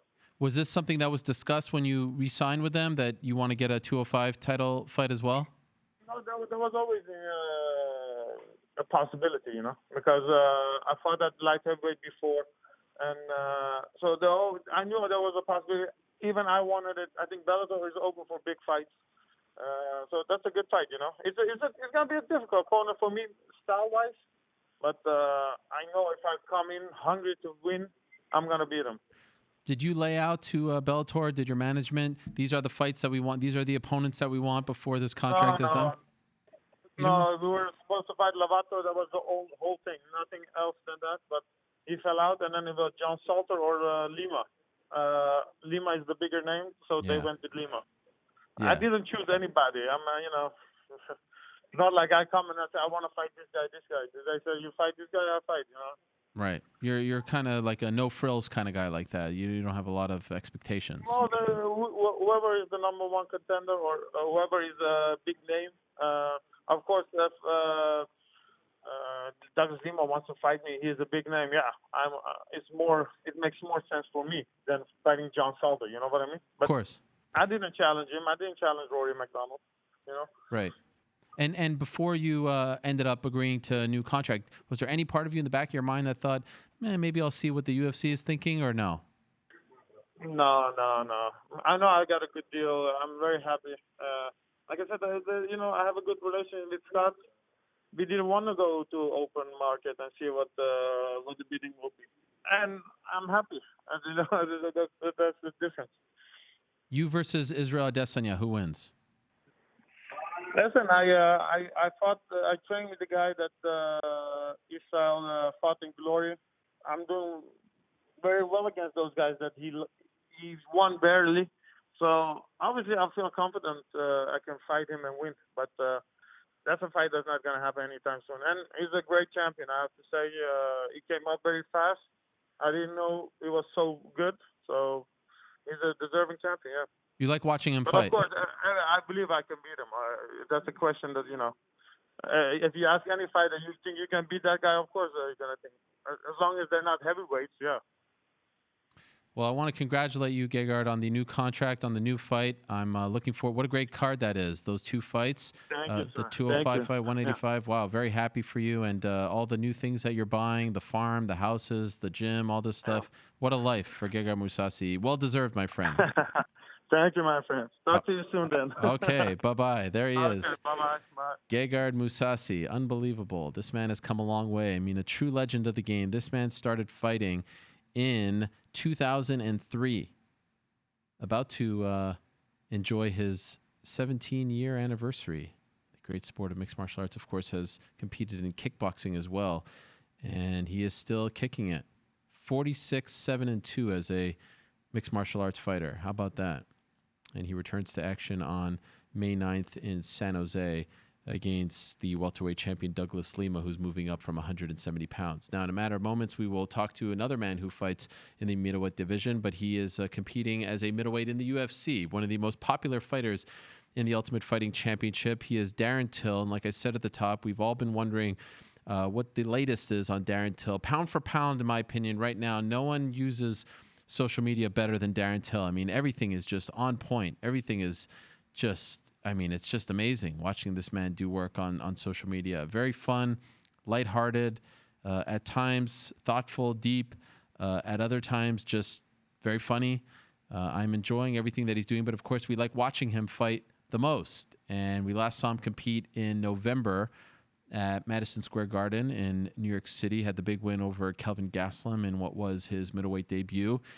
For a second there, we thought maybe the fight wouldn't come to fruition, of course, because of the visa issues. Got there in time, and then we came to find out when he was on the show on the Monday after the fight that the president being in attendance proved to be a little problematic with getting his drug testing done and all that stuff. But in the end, the fight happened, got the fight done, won the fight, and there was talk of maybe him fighting Robert Whittaker, talk of him fighting Jared Cannonier, talk of him fighting next month in Las Vegas, March 7th to be exact, on the UFC 248 card. The card headlined by the middleweight title fight, Israel Adesanya against Yoel Romero. And once Robert Whittaker pulled out of the Jared Cannonier fight, there was talk of that happening. And then we come to find out on Saturday, Jared Cannonier is going to be out for around 6 or so months because he tore his pectoral muscle. And you may recall, we actually had Jared Cannonier on our pre-show on Saturday. When was it? The Saturday of UFC 247. So a little more than a week ago, 9 or so days ago. And we spoke to him, and I come to find out that he got injured that morning. How about that? Anyway, we asked him on the show about the potential Darren Till fight. Here's what Jared had to say.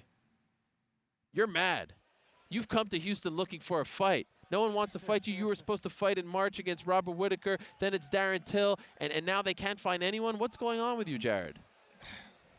What else can I do, right, except for sit here and wait patiently? I could throw a temper tantrum, but I might end up in jail if I did that. Oh, wow. So it is what it is. I heard it through the grapevine that Darren is holding out for contract reasons, which is understandable. I feel like if that is the case and he's not getting paid his due, what he should be getting paid, then he's fighting a good fight by doing what he's doing. So, again, I'm just patiently waiting. If I can't get a contenders fight, I need a title shot. It should be a title shot. It should be a title shot now. Sure. But for whatever reason, I'm not the one, squaring off with Adesanya. And now, without further ado, let's say hello to the one and only Darren Till, the best pound-for-pound social media master in mixed martial arts. This man is on fire these days. So great to have him back on the program. Darren, how are you? Happening, my mate. What's that? I said, what's happening? You okay? Oh, yes, everything's good, Darren. It's good to have you. And by the way, most importantly, should I be wishing you a congratulations, Darren? Why? Are you expecting another child? Oh, yeah, in 6 weeks. Oh, my gosh. Already? Yeah. Just can't stop, Ariel. Just like a, pound for pound, best baby maker, pound for pound, best social media, and soon to be pound for pound king of the world. Unbelievable. And do we know this time, do we know the sex? Is it going to be a boy? Fucking another girl, mate, innit? That means you're a real man. All the real men just have girls. Yeah, so I seen like that fucking thing about Kobe, unfortunately, like he's a girl dad, so that's a nice thing to be like a girl dad, isn't it? What are you talking about? What are you saying? Oh, about Kobe Bryant.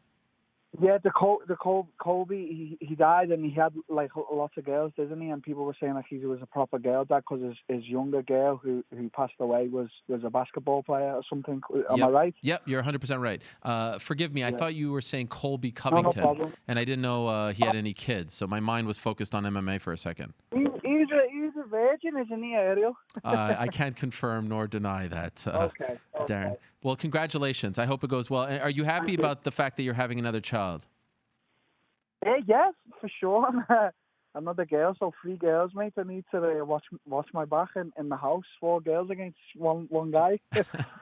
Amazing. Yeah. Well, I wish you and your partner the best, and I hope everything goes okay in the next 6 weeks. Thank you. And so, Thank you very Darren, you've been a big mystery to everyone. Everyone wondering what's going on with you, when you'll be returning. Can you explain to us what's the status of your situation right now? When could you possibly fight again? Well, my coach Colin just shouted at me because I said I would try to illegally get into America just to at least go to the show. And he was like, if you do that, you're just going to cut all ties. You'll never be able to get in the country again. So don't even think about it. So basically, I've got me, that visa issue again, and the UFC are telling me that it can't be sorted in time, for the 7th.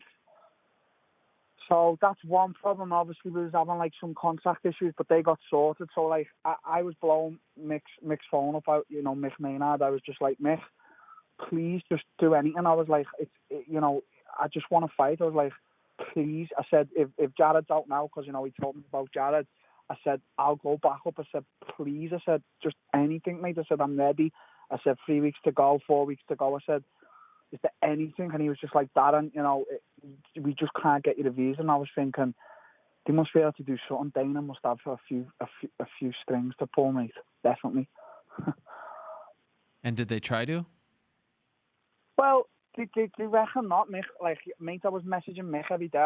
I was sending him screenshots that I was private messaging Donald Trump, and he was just laughing his head off. He was laughing so much, and I was like, Mick, please. I said, I'll do anything. I said, this is the fight to make. I said, I want to fight Jared. Obviously, I never said not for a few weeks because I couldn't, because of having these visa issues and the contract issues, and a few people were like, oh, he doesn't want to fight Jared. Mate, come on, that's not the case. Everyone knows I'm here to fight anyone apart from y'all, and now that it's sorted. Obviously, I know that Jared got hurt.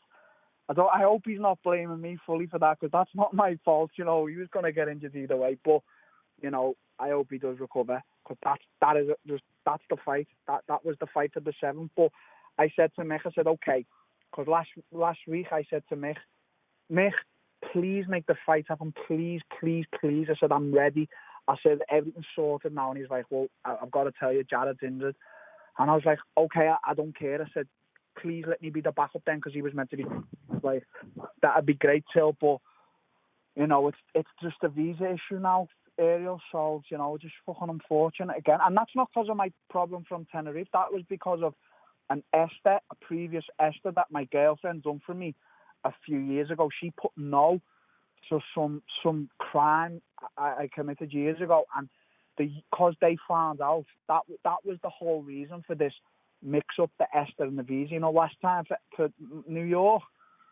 So it's not because of Tenerife. the Oh, Canary Islands. It was actually because of, like, as they say, lying on an ester. But because it wasn't me who said no to it, I was in the clear. But, you know, you just have to fill out your esters, which is, you know, so that's the whole reason why I can't get a visa. and forgive my ignorance. What is this ESTA? What is this form that? Oh yeah, I thought so. Like an ester in England, I don't know where else has it. We have to fill out. Sometimes you don't need a visa. You have to fill out like it's just like a piece of paper, and you just have to put like details on it, and obviously include any, you know, crimes you may have committed. And when my girlfriend was filling it out, she just put no in like that section. And obviously, if they find out, you know, a few of my friends have had this problem. If they find out, you do get like a ban from the United States for however many years. But I'm not banned. But the UFC told me it might just take a little longer to get a visa. Do you know what I mean? So, Okay. you know, I was going out my mind the weekend just fucking like thinking, how could I just even get in and just turn up on weight without the UFC and even knowing? And then if Yo doesn't make weight, I'll just be like, I'm here, just do something, do whatever you can. I don't even have to fight for money, just let me fight. But then my coach is just like that tonight. He was like, if you fucking do that, he's like, you'll cut all ties. He says, like, so don't even think about it. Is there any chance, as we sit here today talking, is there any chance that you can be the replacement fighter on March 7th, or is that out the window? I mean, I don't know fully. I don't know how much power the UFC have got. I mean, I know they have. You know, I know that Dana is close friends with Trump, but does it even come down to Trump? I remember when I was working to get my visa, you know, for New York, and I was speaking to this guy from Washington who apparently he was the guy who invented the whatever, and you know, he did get me in quick time. But you know, the UFC, that was a one-time thing here, so I don't know how far the UFC's reach goes, and you know, if they want to be spending more money on this or whatever. You know, I just would love to be the backup, or I would have loved to fought Jared, either or. You know what I mean? Or then if Adesanya misses weight, then I'll just like back out. I can't fight Yo, can I? Yeah, really, he's the scary man. Yeah, that's just crazy. No one would ever want to do that. No. But to the best of your knowledge, are they actively trying? Like, are you preparing for March 7th, or? Yeah, I'm just like I'm not cutting weight. I'm just staying my weight's been quite low anyway, so I'm just keeping my weight as low as, you know. If the UFC said to me, right, if you had to make weight Friday, could you do it? I could most probably do it. You know, that's how good my weight is right now. So I'm training hard twice a day. You know, hard retraining carbon, and I'm just staying ready for anything, whatever. You know, and as soon as Mick said to me Jared was injured, I was like, okay, whatever, I'll be the backup. And he was like, Darren, I would love that to happen. We would love, but we just can't get you the visa. So I just don't know how far, you know, the power goes, Ariel. That's not down to me, mate. And so the obvious follow-up is 2 weeks after that event is UFC in London. Why aren't you on that card? Just there was a few things with that, you know, just not on that. What do you mean there was a few things with that? You've been so open about your situation as far as Vegas. What about that one? Just not on that with London, was there, Ariel? It was either Vegas or nothing. How do you explain that? We'll leave that to someone else. You've always been so open with me, Darren. Why this one is confusing me? No, they did offer it me like at the start of the year. And I don't know, like me and my coach were speaking, and we just like we turned London down. You know, like we wasn't really. We wanted to fight the Vegas one. That's the one we wanted to fight. Okay. Did you not want to fight on the London card?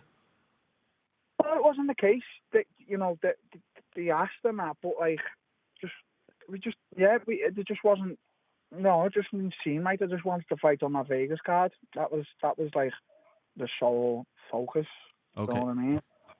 Did it have anything to do with the fact that last year it wasn't a good experience, so you didn't want to go back there? No, definitely not. It was fucking great experience. I learned so much from that. You know, it was unbelievable. Don't take no bad experience or good. You know, you got to make them good. And for me, you know, now looking back at it, it was a great experience. It just wasn't. Just didn't feel right this year, you know what I mean? It just, March 7 just seemed so right. And the mad thing about it would be so quick. Like, when we were speaking about March 7th, it would be so fast just to fight. It wouldn't like have time to do like a crazy 15-week camp or anything. It was just, I like them type of things. Just like fight right now, do you know what I mean? So that's why like I'm pushing for it so much. Okay. And you mentioned the contract stuff is sorted. So you have a new deal? Yeah, that was not really down to me. My management in Dubai was speaking with the UFC, and they were just sorting out, a few contract issues. Mate, I was just, to be honest, I was just staying out of it. It was like nothing really to do with me. I was just training and just trying to do everything to fight on March 7th against either Jared or back up fight for the title fight. Right. But you feel okay now? Like you feel happy, you're taken care of, there's no drama there. Yeah, mate. The UFC have always took care of me. They've always been 100% with me, and I've always been 100% with them. I think I told you, didn't I? We were speaking the other week, and if I've ever got a problem with UFC, I'm not one of these guys to come out and like slate Dana, the boss, and that. I'd rather sort it within the company. But there was never any like bad blood or anything. It was just like a little bit of a misunderstanding. But the UFC have always been 150% with me, mate. They've always done me favors and helped me out, and give me this and give me that. I can't diss them in any way. And Dana, same thing. He's just he's always been 100% with me, and I'm always 100% with him. And so now that Jared is out for quite some time, we have the title fight coming up. Have you turned your attention back to Robert Whittaker? Well, do you know what, Ariel? I know we was having like this joke back and forth on that, but I didn't want to be so disrespectful right now to Rob, because I don't know if it's true or not, but I heard that he's out for a while because he's giving bone marrow to his daughter. So, I'd rather just not even mention him right now, because I think it'd be disrespectful to him and his daughter. So I'd rather he just solved his personal problems or whatever, and, when he's good and ready, whether he's good and ready before Jared or Jared, that could be the next fight. That him or Jared now is like in my sights. That could be the next great fight. But while he's got his personal problems with his daughter, mate, I'd rather respect him. Fair enough, and I respect your position. Did you injure your ankle recently? Dana White told the media that a couple of weeks ago. Did you have an injured ankle? Yeah, I'm always getting injured there. Come on, I'm always injured. I'm always injured, head to toe. But nothing that would have precluded you from fighting on March 7th? Well, maybe. Oh. Just train through it, innit? Just train through it. Okay, so realistically, when could you fight again? I don't know. If I'm being honest, I'm probably, being dumb or whatever, but I just want to fight March 7th. I just love to be the backup and just get out there and cut weight and just see what happens with that fight. I can't see Yo missing weight. I can't see it. But how many people was so convinced that I would miss weight against Woodley. They had Usman as a backup. Do you know what I mean? Mm. So I don't know. Really. I'd love to just be there and just see that fight live. I can't even go. It's not even. I can't even be a spectator. That's what's pissing me off so much. And what about this budding friendship that you have with Izzy these days? You're sending him messages, video messages, and stuff like that. What's going on here? Just always speak me and him, don't we, mate? We've got a good relationship. He's cool. He's sound, and I love it. I just randomly message him and I'll just be like, "Give me the belt, and we'll be okay and stuff." It's fucking. Or I'll just send them videos like growling and that. Just random videos. Mate, if you see my DMs, you just fucking cry your eyes out. Trump's in there. I've been saying like, "Hey, don't blank me" and stuff like that. But I don't think he's gonna see that. Yes, we just saw some of your DMs. I think Izzy made them public. You're sending him a Merry Christmas and telling him to give you the belt. Is Donald Trump responding to your DMs though? Let me check earlier while you're on the phone. Please. So the last message I said to him, "Can I get a visa for UFC 248, mate? Please, would appreciate it massively." And then he didn't reply, and then I put, "Hey, don't blank me." I'll send him another one. while I'm on the phone to you, Ariel, okay? Please, yes, please. And does it say seen on the message, or is he not even looking at Well, them? no. So I'm gonna send them one now, Okay. mate. This is urgent. Do me this favor. Oh my Please. gosh, this is amazing. Darren, you're the Yeah. best, man. It's unbelievable. Where did this Darren come from? How did you become this funny? I didn't know you had this in you. Oh, I've just been, I don't know, I've just been so on fire on the media lately. Just been Yes. completely on fire. You know, I've always been like that, but more. So I never used to use Twitter a lot earlier. You remember you asked me? Yeah. And, I don't know. I just never used to use it, but like lately I've been, it's been enjoyable a lot more because it's not like Instagram where you just compose. You can reply, retweet and stuff. So like I do find it quite fun, But I'm there just to cause like havoc, nothing else. And you're doing a great job of that, and I'm happy. No run-ins, no stealing cabs, no things like you've been on very good behavior as of late, right? yeah. Keep it that way, Ariel. That's good. And what? And what about your friend the Gypsy King on Saturday? You'll be watching that? Yeah, 100%. If I didn't have this thing March 7th, not knowing or not, I probably would have went to the fight. I might even go last minute, but I need to know. What do you mean you might even go last minute? You can't get into the country. Exactly. So it's bullshit, isn't it? Bullshit, mate. What was it like when you were hitting mitts with him?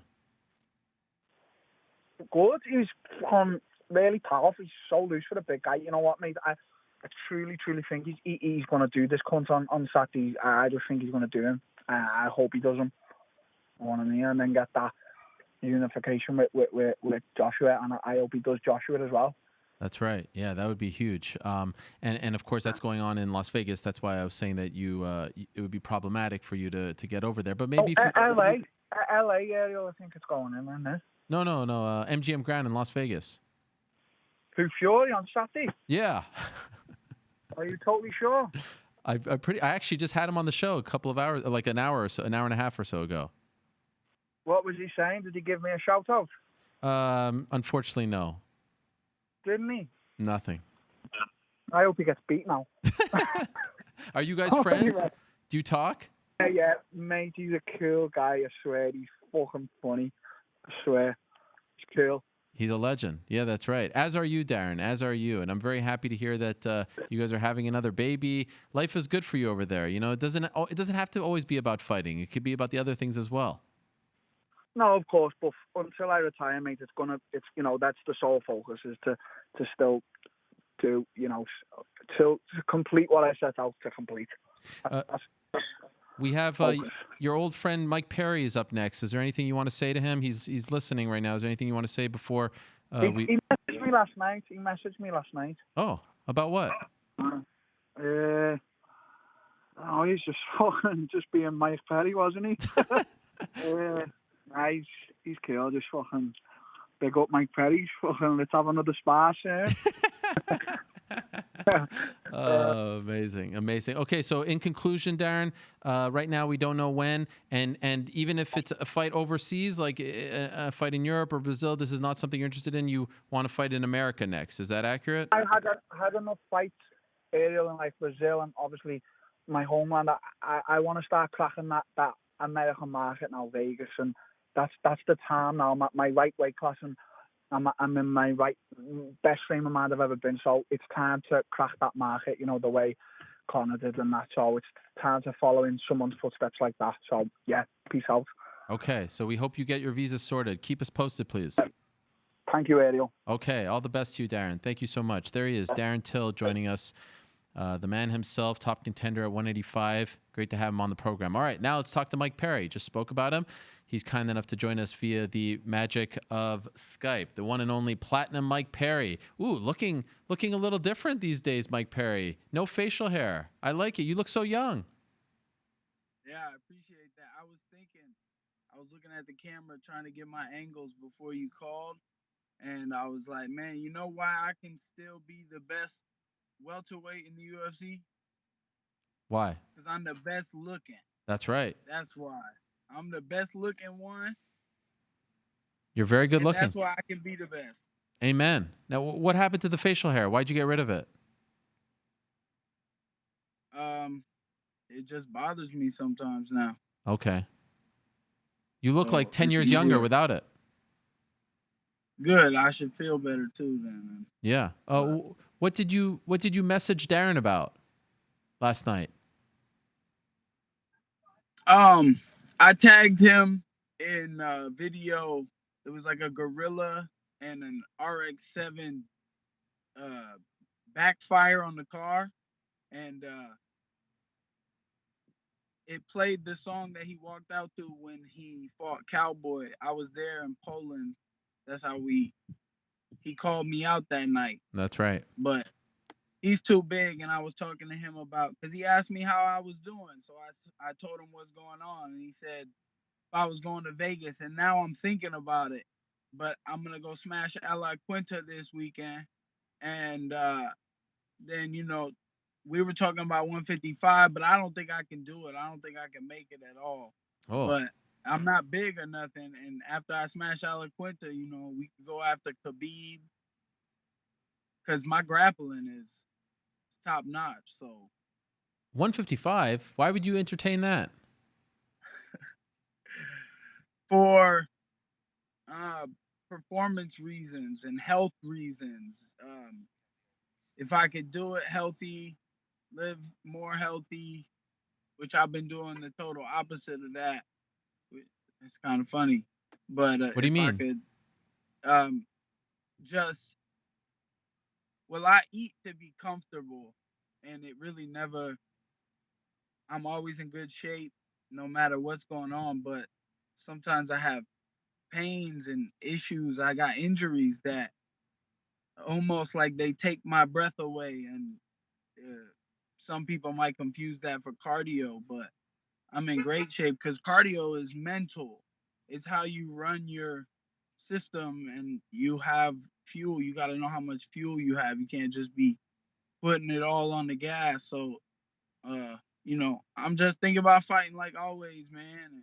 I get calls from Ariel Helwani, the most famous sports announcer there is. He's doing all the sports now, man. You the man. Well, thank you, Mike. I appreciate that. But not too famous for you, of course. And I'm excited about this. So you alluded to it. People who may not know might be confused. This Sunday in Oregon, Submission Underground 11, led by the great Chael P. Sonnen, my partner, you versus Iaquinta in a grappling match. This is amazing stuff, and this is a rivalry that dates back several years. This is very exciting. Are you excited? Yeah, absolutely. How did this come? Lightweight. How did this come about? Lightweight, about to get smashed by Pretty Platinum. That's my new name. Pretty Platinum Perry. I gotta find something for the Triple P, because,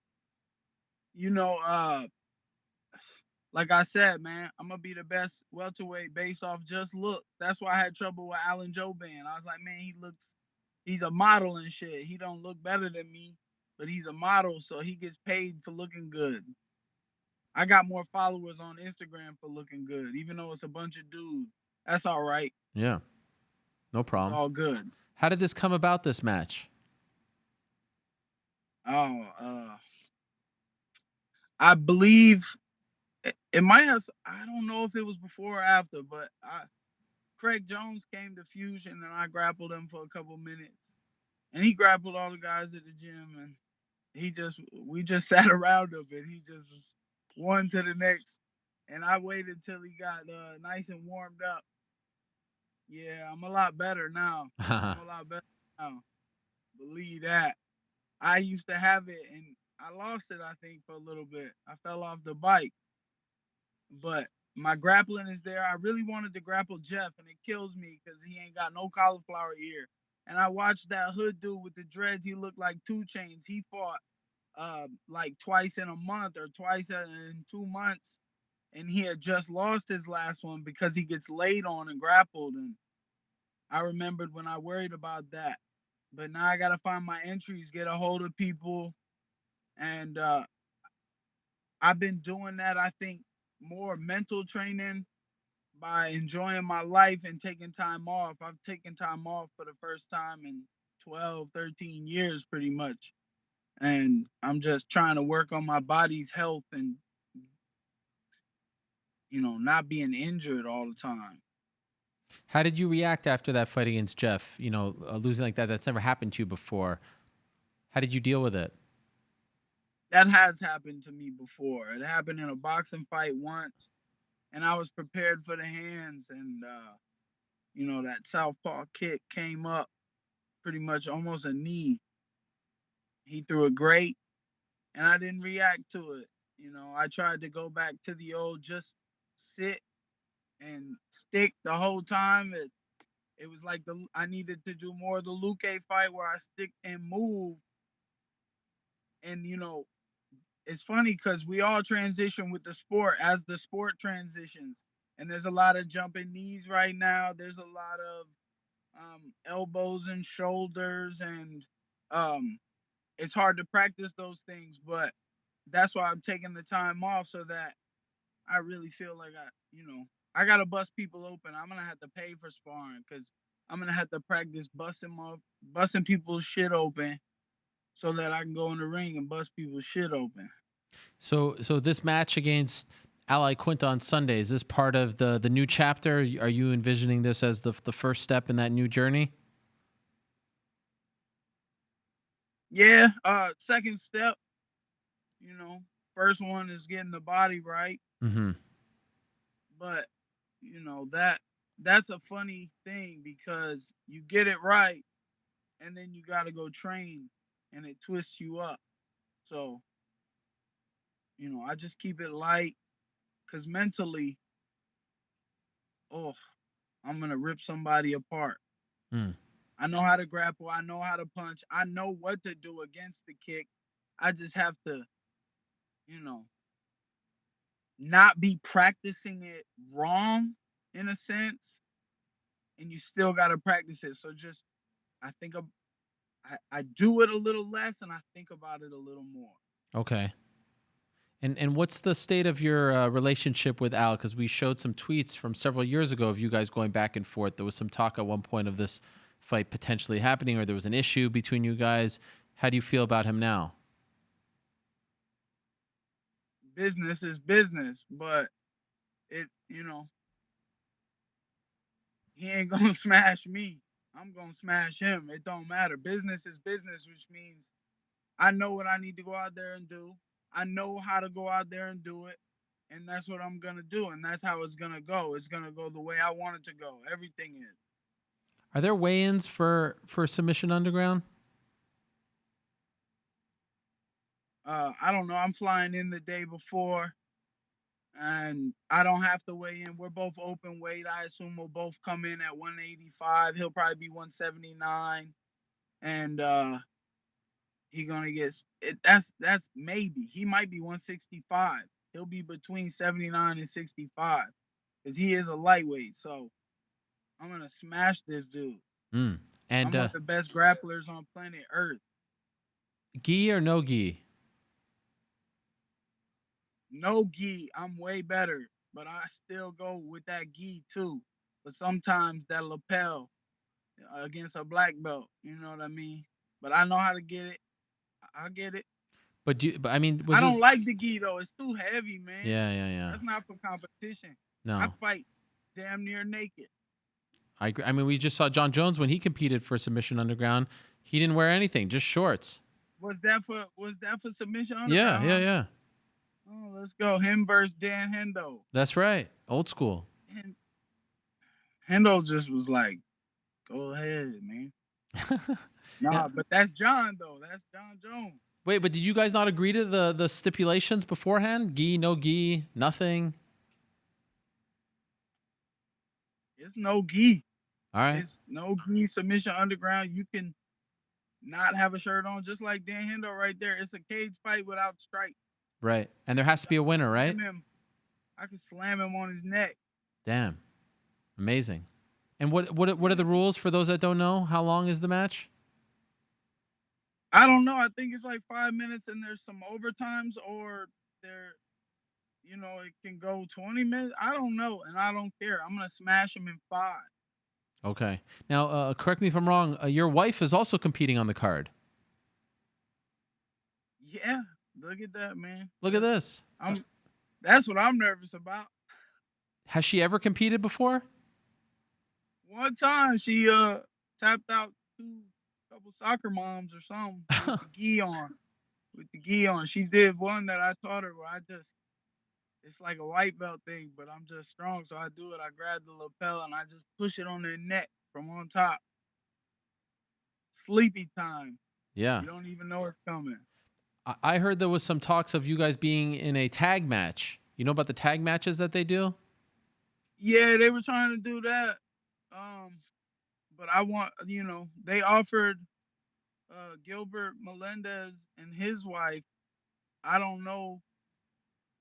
I wasn't about to Google his wife and start looking her up for, to train Danielle. I'm like, she could be I think she is a black belt or she's a bodybuilder or something. So who knows? But, I know what I wanted to do. And I figured getting my hands on Iaquinta was going to be more fun. Yeah. And Chael reached out to you about this? Yeah. And then he had his people hit me up too. And, it ain't nothing, man. Compared to my last fight, I'm doing this shit damn near free.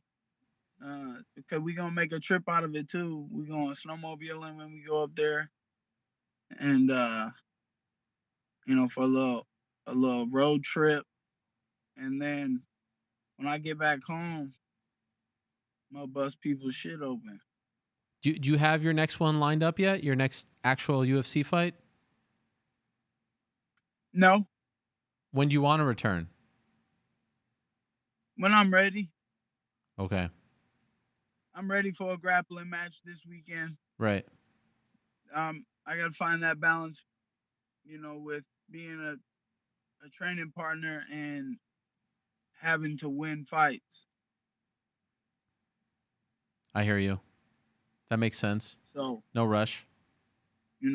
Still pretty platinum in this bit. The best looking UFC welterweight on planet Earth.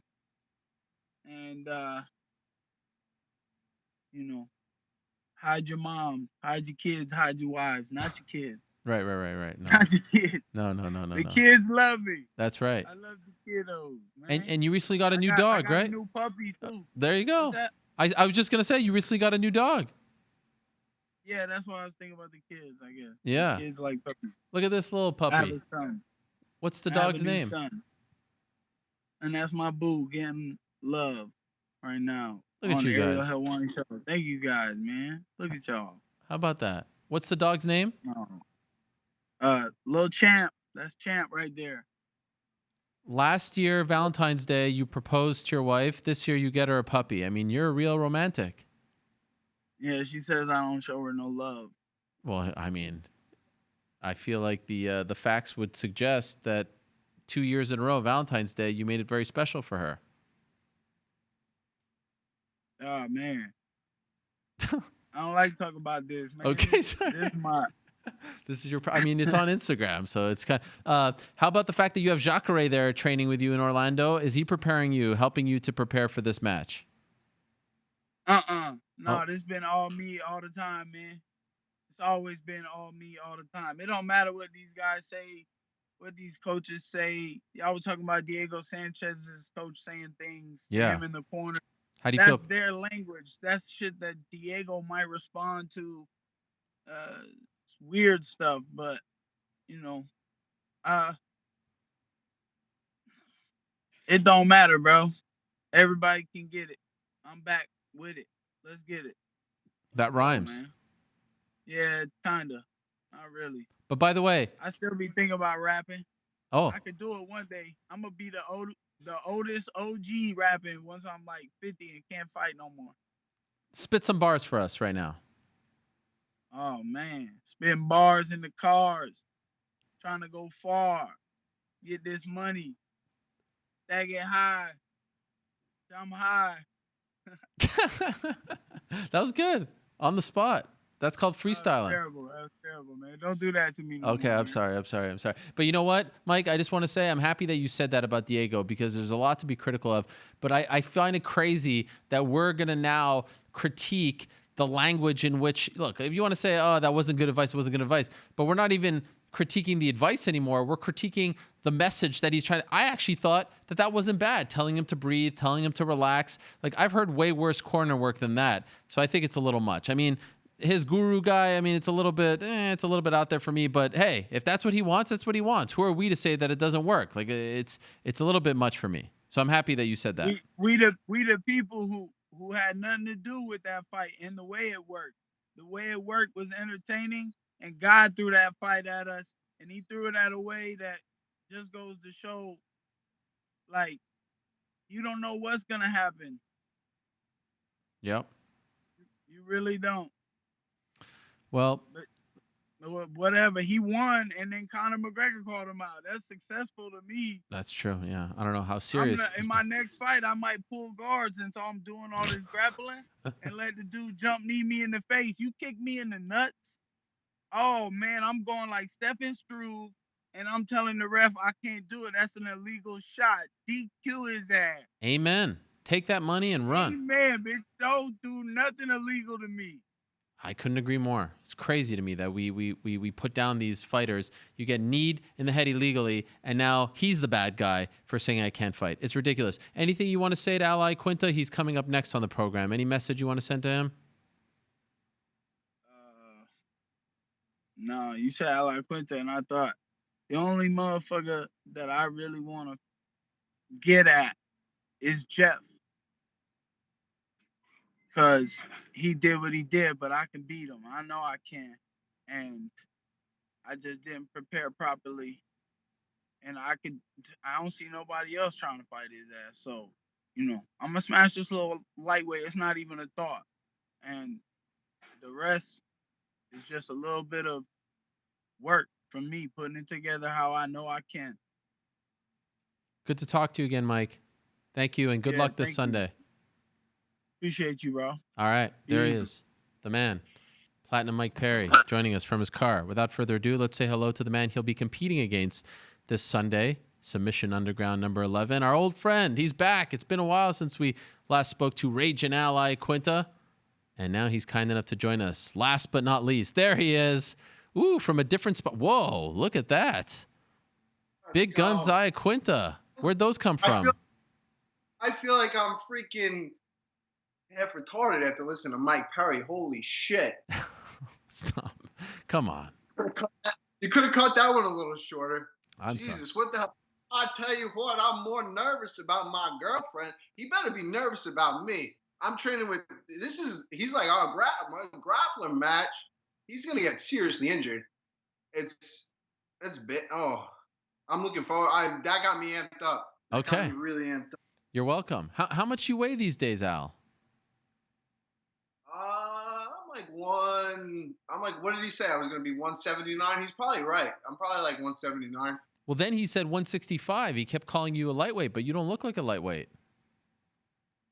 I'm a lightweight, definitely. I mean, I've been putting a lot of work in since my last fight. And Mike Perry's in big trouble. That guy, I've wrestled my whole life, right? I wrestled growing up.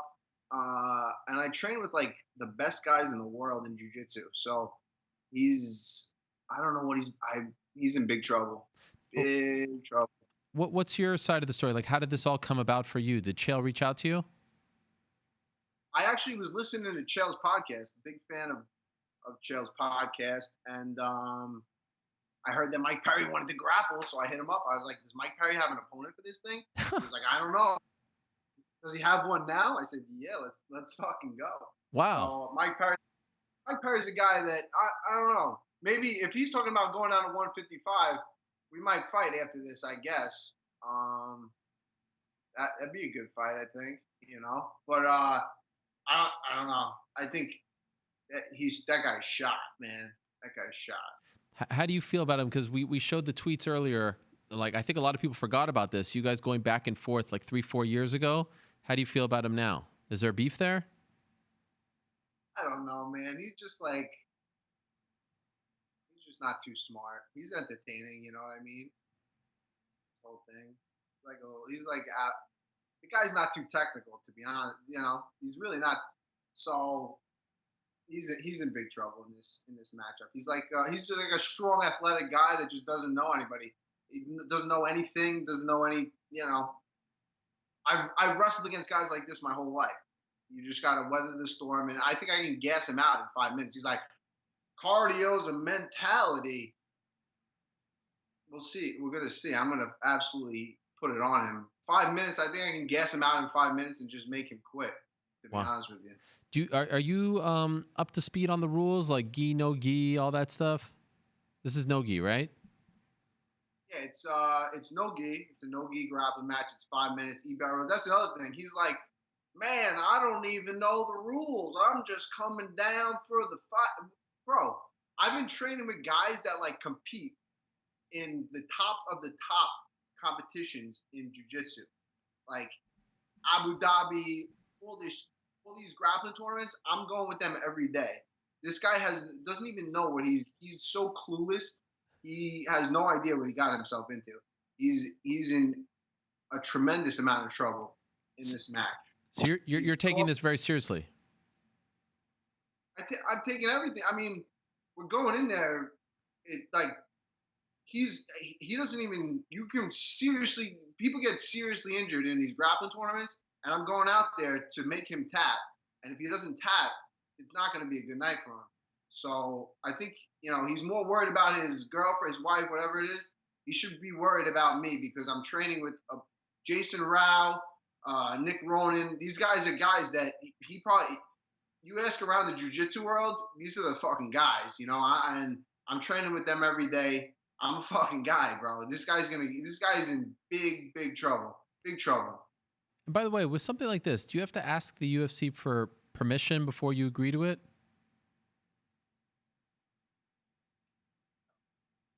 What are they gonna say? No? Well, I don't know. I mean, they know now. Okay. Things got really quiet all of a sudden. Well, I think we're.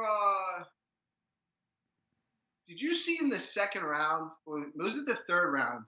Dustin Poirier is fighting Khabib Nurmagomedov, right? Yeah. And he goes, I can't get this guy off of me. Actually, it might have been the first round. Not a lot of space. Can't get this guy off of me. Who did he think he was fighting? How long did he have to prepare for that fight? Well, he fought in April, and the fight was in September. So, I mean, technically 5 months. He knew that Khabib is a wrestler that just gets on top of you and doesn't give you space, right? And he said he was going to his coaches. He was going in the middle of the round. Not a lot of space, guys. Can't get him off of me. Bro, that's what the fuck you signed up for. That's the point, right? Did you not watch his fights? Did you not see what he does? He threw one guillotine attempt. It was a close guillotine attempt. I think Khabib struggled a little bit. And then he was like, all right, that's it. I'm going home. He didn't even defend the choke. The choke went on so fast, and he was like this. His hands were in the air. The first thing you do is fucking grab the head. He didn't even do zero defense. He was like, I'm going home. I want out. I want to be back in freaking Florida, Louisiana, wherever the hell. This is not where I want to be, right? So he doesn't have a fight coming up. That's the fight. The UFC just has to call him. I'm pretty sure I called Hunter. I texted Sean Shelby. I said, that's the fight. And I'm pretty sure, I don't know, maybe they didn't offer it to him, but if they did, he turned it down. So either way, the offer is extended now. And that's it. I think it's a good fight. I think he's got nothing coming. He's got no one. He thinks his stock is a lot higher than it is. He got choked out unconscious. Not unconscious. He would have got choked out unconscious, but he tapped before the deed could be done. So he's pretty much, whatever. I think that's the fight that needs to be made. Wow. Okay. I have to admit, initially when you started talking about that, I wasn't sure where we were going, but I like where we ended up. You want to fight I guess you suspect that at some point I was going to ask you about what's next. You cut to the chase. You want to fight Dustin Poirier next. I heard him on the thing, and he said he doesn't have a fight coming up. No one wants him. He thinks he's like the #1 contender, but he's really not. You know, I fought Khabib, and on freaking like a minute's notice, and then I go on Kevin Lee's ranked ahead of me. But the rankings don't. Like I don't know. That's the fight to make. He said, "Oh, I want an exciting fight." He's gonna get an exciting. I'm gonna fuck him up. I really think he wants to work on his leg locks. I think that's the fight. He wants to work on it. He's like, who's he working with leg locks in Florida? I'm working with freaking guys that the Danaher Death Squad. These guys are freaking unreal. You can't even get in there. You can't even get close to them. They're attacking your legs. So he wants to work on his leg locks. We'll work on leg locks. Let's go. By the way, does it drive you nuts that Kevin Lee is ranked above you? Not really, because it's kind of like your son doing good. You're happy for him. You're like, oh, it's good for my son. He's doing better than me. You know what I mean? But I could literally beat him at any. I could beat him at any time. I was wondering how you were going to answer that. That was pretty good. It's truth, though. Come on, I beat the guy twice. How is he ranked ahead of me? I know it's with all due respect, he's doing great. Let's give him some props. He's doing great as of late, but it does seem a little weird that he's ranked above you. No, he had a big win. He threw a good kick, and he's ranked. Get the fuck out of here, Kevin Lee. Come on. He's gonna get. I don't know.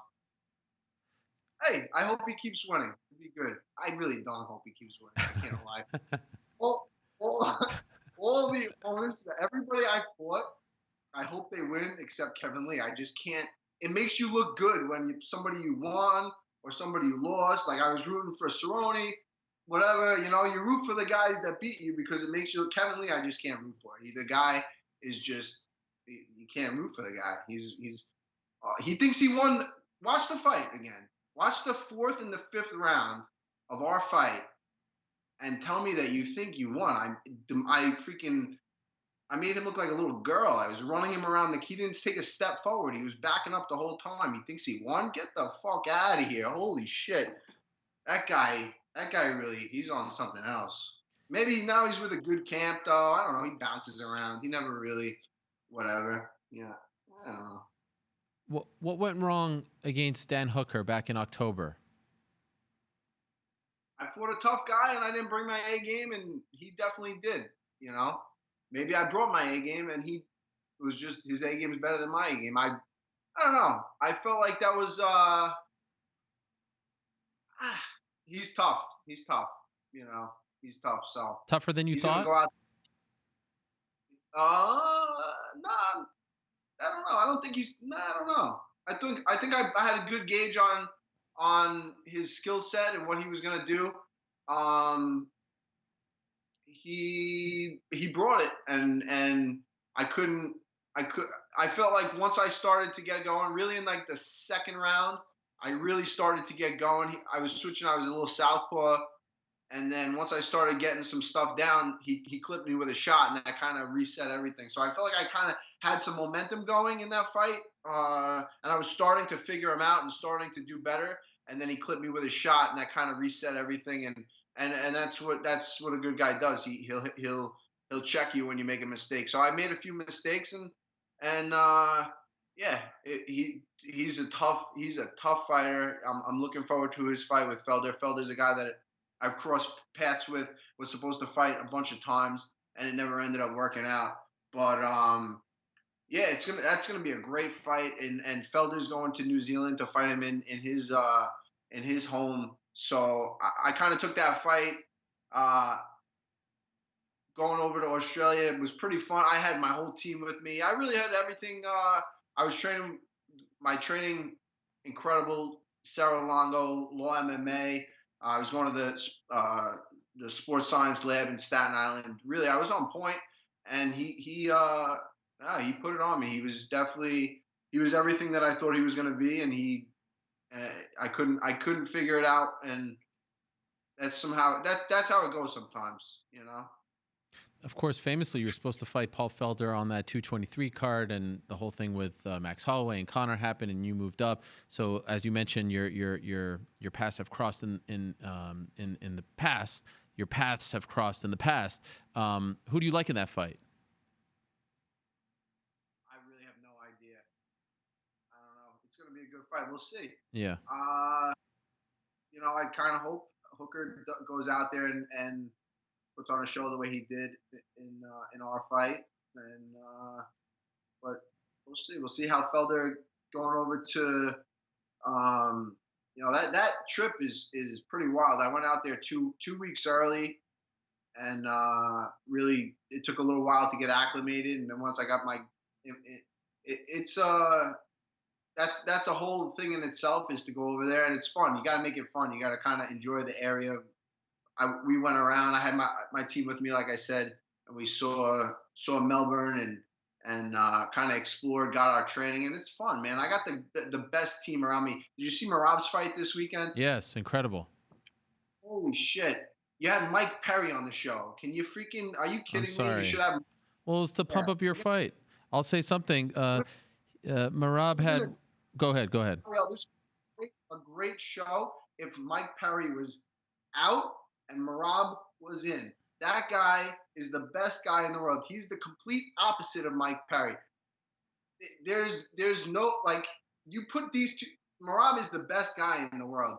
He's an animal when it comes to fighting, and then outside of the ring, he's just the nicest guy, looking out for his team. He's so happy to be here with us and be on the team. Like, it's just not many people come to like our team and really like fit in and get us behind. Just like he gets behind us, we get behind him. Aljo, it's like me, him, and Aljo go out to all the fights together. That guy is just unreal, and he beat the crap out of me and Aljo the entire week leading up to that fight. Altitude, get the fuck out of here. We didn't even want to tell him. We didn't want to tell him that there was an altitude, because we didn't want to, you know, like get in this. Merab, did you know about the altitude? He goes, yeah, brother, I know. I don't give a shit. You know, I just go. And he really is a machine. There was no. The first day I got there, I was like, I think I threw one combination, and I was like, holy shit, I'm feeling this. You know what I mean? And he just pushed through. He didn't give a shit. Altitude, freaking. He fought his first fight with the flu, and no one even knows what this guy. You know, I get word of like where he comes from in the Republic of Georgia, the town that he comes from, and where he is right now. It's really incredible that just the person he is. It's insane, and I can't be more happy and more blessed to be around people like him, Aljamain Sterling, the rest of the team that we're with. It's incredible. So I really think you did a big disservice to the MMA community by having Mike Perry on instead of Really. So maybe next time. Yeah, you could blame Corporate Jake for that. He told me to have Mike Perry on. Merab, by the way, had 12 takedowns. Ray Borg had 10. Just the second card in UFC history where two fighters landed 10-plus takedowns in one card. So much respect to him. Props. Brooklyn, is that what we're shooting for? Brooklyn against Dustin Poirier? Would that be fair? Brooklyn, I mean, I guess it's a little soon. Okay, so you don't care about that anymore. Against Dustin Poirier right now, in my freaking garage, I'll beat the shit out of him. Oh, my. I mean, wherever, whenever, whatever. Mike Perry's going to get killed next weekend. Holy shit. This weekend, Sunday, UFC Fight Pass, Submission Underground, Chael Peace promotion. I can't wait. Yeah, I'm very excited. Iaquinta against Mike Perry. I feel like you wanted to say something here, and we lost you. Wait, what's that? Okay, we lost you there. What did you want to say? Oh. I just said Mike Perry. It's going to be a good one. Tune in. Submission Underground Sunday at like 3 3 o'clock Eastern, 12 o'clock over there. It's going to be a good fight, man. Good luck. By the way, I think it's 3 Pacific, 6 Eastern, just for the record. But tomato. Exactly. Please don't slam your computer, okay? Oh, Jesus. Oh, stop. Oh, my gosh. I mean, how lucky are we? We get to do this show, talk to these people each and every week. I mean, these are characters. I hope he didn't break his computer. For the love of God, I hope he didn't break it. I want to let you all know, last week I got to do Outside the Lines. That was a lot of fun. The Nose World Order takeover continues this Friday. Hit the music. Yeah, there it is. Da-na-da-da-na-na-na. I'll be in Oklahoma City this Friday. Nuggets, Thunder. Look at that. The Joker, Chuck Mindenhall's favorite team, the Denver Nuggets, going up against your Oklahoma City Thunder. I mean, what a season they're having. Chris Paul, did you see his alley-oop last night? The guy's like 35 years old. He's doing alley-oops in the All-Star game. It's amazing. Who would have thought? Actually, ESPN's Basketball Power Index, I think, predicted they'd have 33 wins by the end of the season. They already have 35. And the Nuggets are surging these days with Nikola Jokic and Canada's own Jamal Murray. I'll be on the sidelines, your boy, with Ryan Rucco and Doris Burke. So I'm looking forward to that. And then, of course, back home on Saturday for UFC Auckland and Tyson Fury against Deontay Wilder. I love that music. It's great music. Second best music at ESPN behind this music. Custom Helwani music. That means it's time to go home, my friends. Family Day. You know, they should do Family Day in America. Today's Family Day in parts of Canada, not in Quebec for some reason, but in Ontario, Saskatchewan, Alberta, I think British Columbia, Newfoundland. Family Day. What's the point of the holiday? No work. They just want you to spend time with your family. I mean, how great is that? How wholesome is that? No strings attached. Just spend time with your family. It's great. We should have that here. But of course, we'd still be working because it's Monday. We always show up. Always. No matter what. President's Day, we're here. Family Day, we're here. We're talking to people like Jan Blachowicz. Number one contender? Maybe. Thank you very much to him. Aljamain Sterling, thank you very much to him as well. Tyson Fury, good luck on Saturday. Dustin Poirier, good luck to you as well. Congrats to Gegard Mousasi on his new deal. Darren Till, congrats on the baby. Mazel tov. Mike Perry, good luck to you on Sunday. And Iaquinta, good luck to you on Sunday as well. Hey, Chael P, you're welcome for all these plugs all show long. I'll talk to you on Wednesday. Ariel and the Bad Guy. For now, though, we're out of time.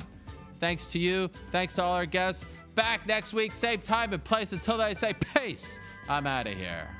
In the beginning, I respected Henry very, very much. I still do in terms of his accolades. It's not the UFC's fault. It's not my fault that you can't sell tickets. Your name alone doesn't carry enough weight. With the Conor fight, I just feel like if we're respecting the rankings and the guy's climbing his way back to the top, if you're number 3 or 4, you know, you should fight the next guy available. That's me. I would love to run that one back. I think it makes a lot of sense. Are you expecting another child? Oh, yeah, in 6 weeks. Oh, my gosh. Already? Yeah. Just can't stop, Ariel. Just like a, pound for pound, best baby maker. When I kick his ass on Saturday night, I'm definitely going to sing you all a song. Oh, there is one. You've already picked it out. No, I don't pick it out. It's whatever comes to me on the night. Do you have a preference as to where the fight happens? Las Vegas, America, anywhere like that? John has talked about fighting in Australia. Just give me the place and time.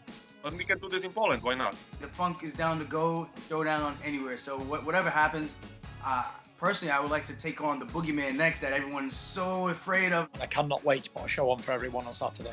Any signs of Colby at ATT? I'll just tell you that me and Dan Lambert actually this past Saturday sat down and had a meeting, and yeah, well, of course he doesn't want to fight in his gym. You haven't seen him yet, right? I actually saw him the other day. That's why we had to have a meeting. I don't want to get into it. Do you want to tell us now? How do you beat John Jones? How does it happen?